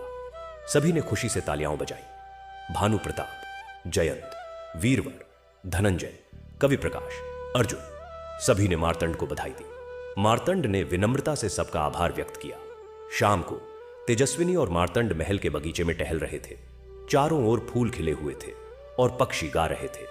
तेजस्विनी ने कहा, मार्तंड, मैं अब भी विश्वास नहीं कर पा रही हूं कि यह सच है। मार्तंड ने मुस्कुराते हुए कहा, तेजस्विनी, यह हमारा भाग्य है। तुम मेरी किरण हो और मैं तुम्हारा सूर्य। हम एक दूसरे के लिए ही बने हैं। लेकिन तुम तो सूर्य देव हो, तुम मानव रूप में कैसे रहोगे? मैं मानव रूप में रहूंगा, क्योंकि यही तुम्हारी इच्छा है, और मैं इस राज्य के राजा के रूप सेवा करूंगा। समय आने पर जब तुम्हारा मानव जीवन पूरा होगा, तब हम दोनों सूर्यलोक लौट जाएंगे, और इस बीच हम मिलकर इस राज्य का विकास करेंगे। हम लोगों को प्रकाश का पाठ सिखाएंगे, प्रेम का, करुणा का, सेवा का। और हम एक ऐसे राज्य का निर्माण करेंगे जहां हर कोई सुखी हो, हर कोई समृद्ध हो। तेजस्विनी की आंखों में सपने थे। वह एक ऐसे राज्य की कल्पना कर रही थी जहां कोई गरीब ना हो, कोई भूखा ना हो, कोई दुखी ना हो। क्या यह संभव है मार्तंड? हर चीज संभव है तेजस्विनी, अगर हमारे इरादे शुद्ध हों और हमारे हृदय में प्रेम हो। दोनों चुपचाप टहलते रहे। सूर्य अस्त हो रहा था और आकाश लालिमा से भरा हुआ था। तेजस्विनी ने कहा, मैं एक वचन चाहती हूं मार्तंड। क्या वचन? कि तुम हमेशा सत्य के मार्ग पर चलोगे, कि तुम हमेशा न्याय करोगे, कि तुम हमेशा दयालु रहोगे। मार्तंड ने तेजस्विनी का हाथ थाम लिया। मैं वचन देता हूं तेजस्विनी, और मैं तुमसे भी एक वचन चाहता हूं। क्या? कि तुम हमेशा प्रकाश बनी रहोगी, कि तुम हमेशा सच बोलोगी, कि तुम हमेशा सेवा करोगी। तेजस्विनी ने मुस्कुराते हुए सिर हिलाया। मैं वचन देती हूं। दोनों ने एक दूसरे की आंखों में देखा। उनकी आंखों में प्रेम था, सम्मान था और एक साझा सपना था। रात हो गई। तेजस्विनी अपने कक्ष में लौट आई। मैया शांति उसकी प्रतीक्षा कर रही थी। बेटी, तुम खुश हो ना? हां मैया, बहुत खुश। मैंने सही निर्णय लिया है। तो फिर क्यों उदास हो? मैं उदास नहीं हूं मैया। मैं थोड़ी डरी हुई हूं। यह एक बहुत बड़ी जिम्मेदारी है। हर अच्छी चीज के साथ जिम्मेदारी आती है बेटी, और मुझे पता है कि तुम इसे निभा लोगी। तेजस्विनी ने मैया शांति को गले लगा लिया। उसे लगा जैसे वह अपनी मां को गले लगा रही हो, हालांकि उसकी मां तो उसे कभी मिली नहीं थी। उधर मार्तंड अपने तंबू में बैठे थे। आर्षि आदित्य उनके पास आए। सूर्यदेव, अब आप मानव रूप में रहेंगे, क्या आपको कोई कठिनाई होगी? मार्तंड ने मुस्कुराया। ऋषिवर, मैंने कई बार मानव रूप धारण किया है, मुझे आदत है, लेकिन इस बार यह विशेष है, क्योंकि इस बार मेरे पास एक उद्देश्य है, तेजस्विनी के साथ एक आदर्श राज्य का निर्माण करना। और कालनेमी, क्या वह वापस आएगा? कालनेमी नष्ट हो गया है, लेकिन अंधकार कभी पूरी तरह नहीं मरता। वह हमेशा नए रूपों में आता है, इसलिए हमें सदैव सजग रहना होगा। आर्षि आदित्य ने प्रणाम किया और चले गए। मार्तंड ने तंबू के बाहर निकलकर आकाश की ओर देखा। चंद्रमा चमक रहा था और तारे टिमटिमा रहे थे। उन्होंने सोचा, यह धरती कितनी सुंदर है और यहां के लोग कितने सुंदर हैं। उन्हें इस धरती की सेवा करने का अवसर मिला था और वह इसे पूरी निष्ठा से निभाएंगे। रात गहरा गई। कमलपुरी में सभी सो रहे थे, लेकिन कई लोगों की आंखों में नींद नहीं थी। वे सोच रहे थे कि कल से एक नया युग शुरू होगा, एक ऐसा युग जहां प्रकाश होगा, प्रेम होगा और शांति होगी। तेजस्विनी ने सोने से पहले एक बार फिर सूर्य मंदिर में दीपक जलाया। उसने प्रार्थना की, हे पिता, मैं तुम्हारा आभारी हूं। तुमने मुझे यह जीवन दिया, यह ज्ञान दिया और अब एक साथी दिया। मुझे शक्ति दो कि मैं इस जिम्मेदारी को निभा सकूं, और मुझे बुद्धि दो कि मैं हमेशा सही निर्णय ले सकूं।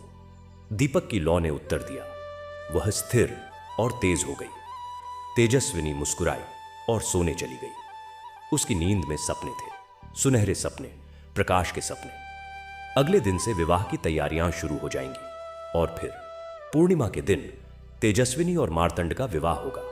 यह कोई साधारण विवाह नहीं होगा, यह एक दिव्य मिलन होगा, प्रकाश और प्रकाश का मिलन। और इसके बाद एक नए युग की शुरुआत होगी, सूर्य युग की, जहां अंधकार के लिए कोई स्थान नहीं होगा, केवल प्रकाश होगा, केवल प्रेम होगा, केवल शांति होगी।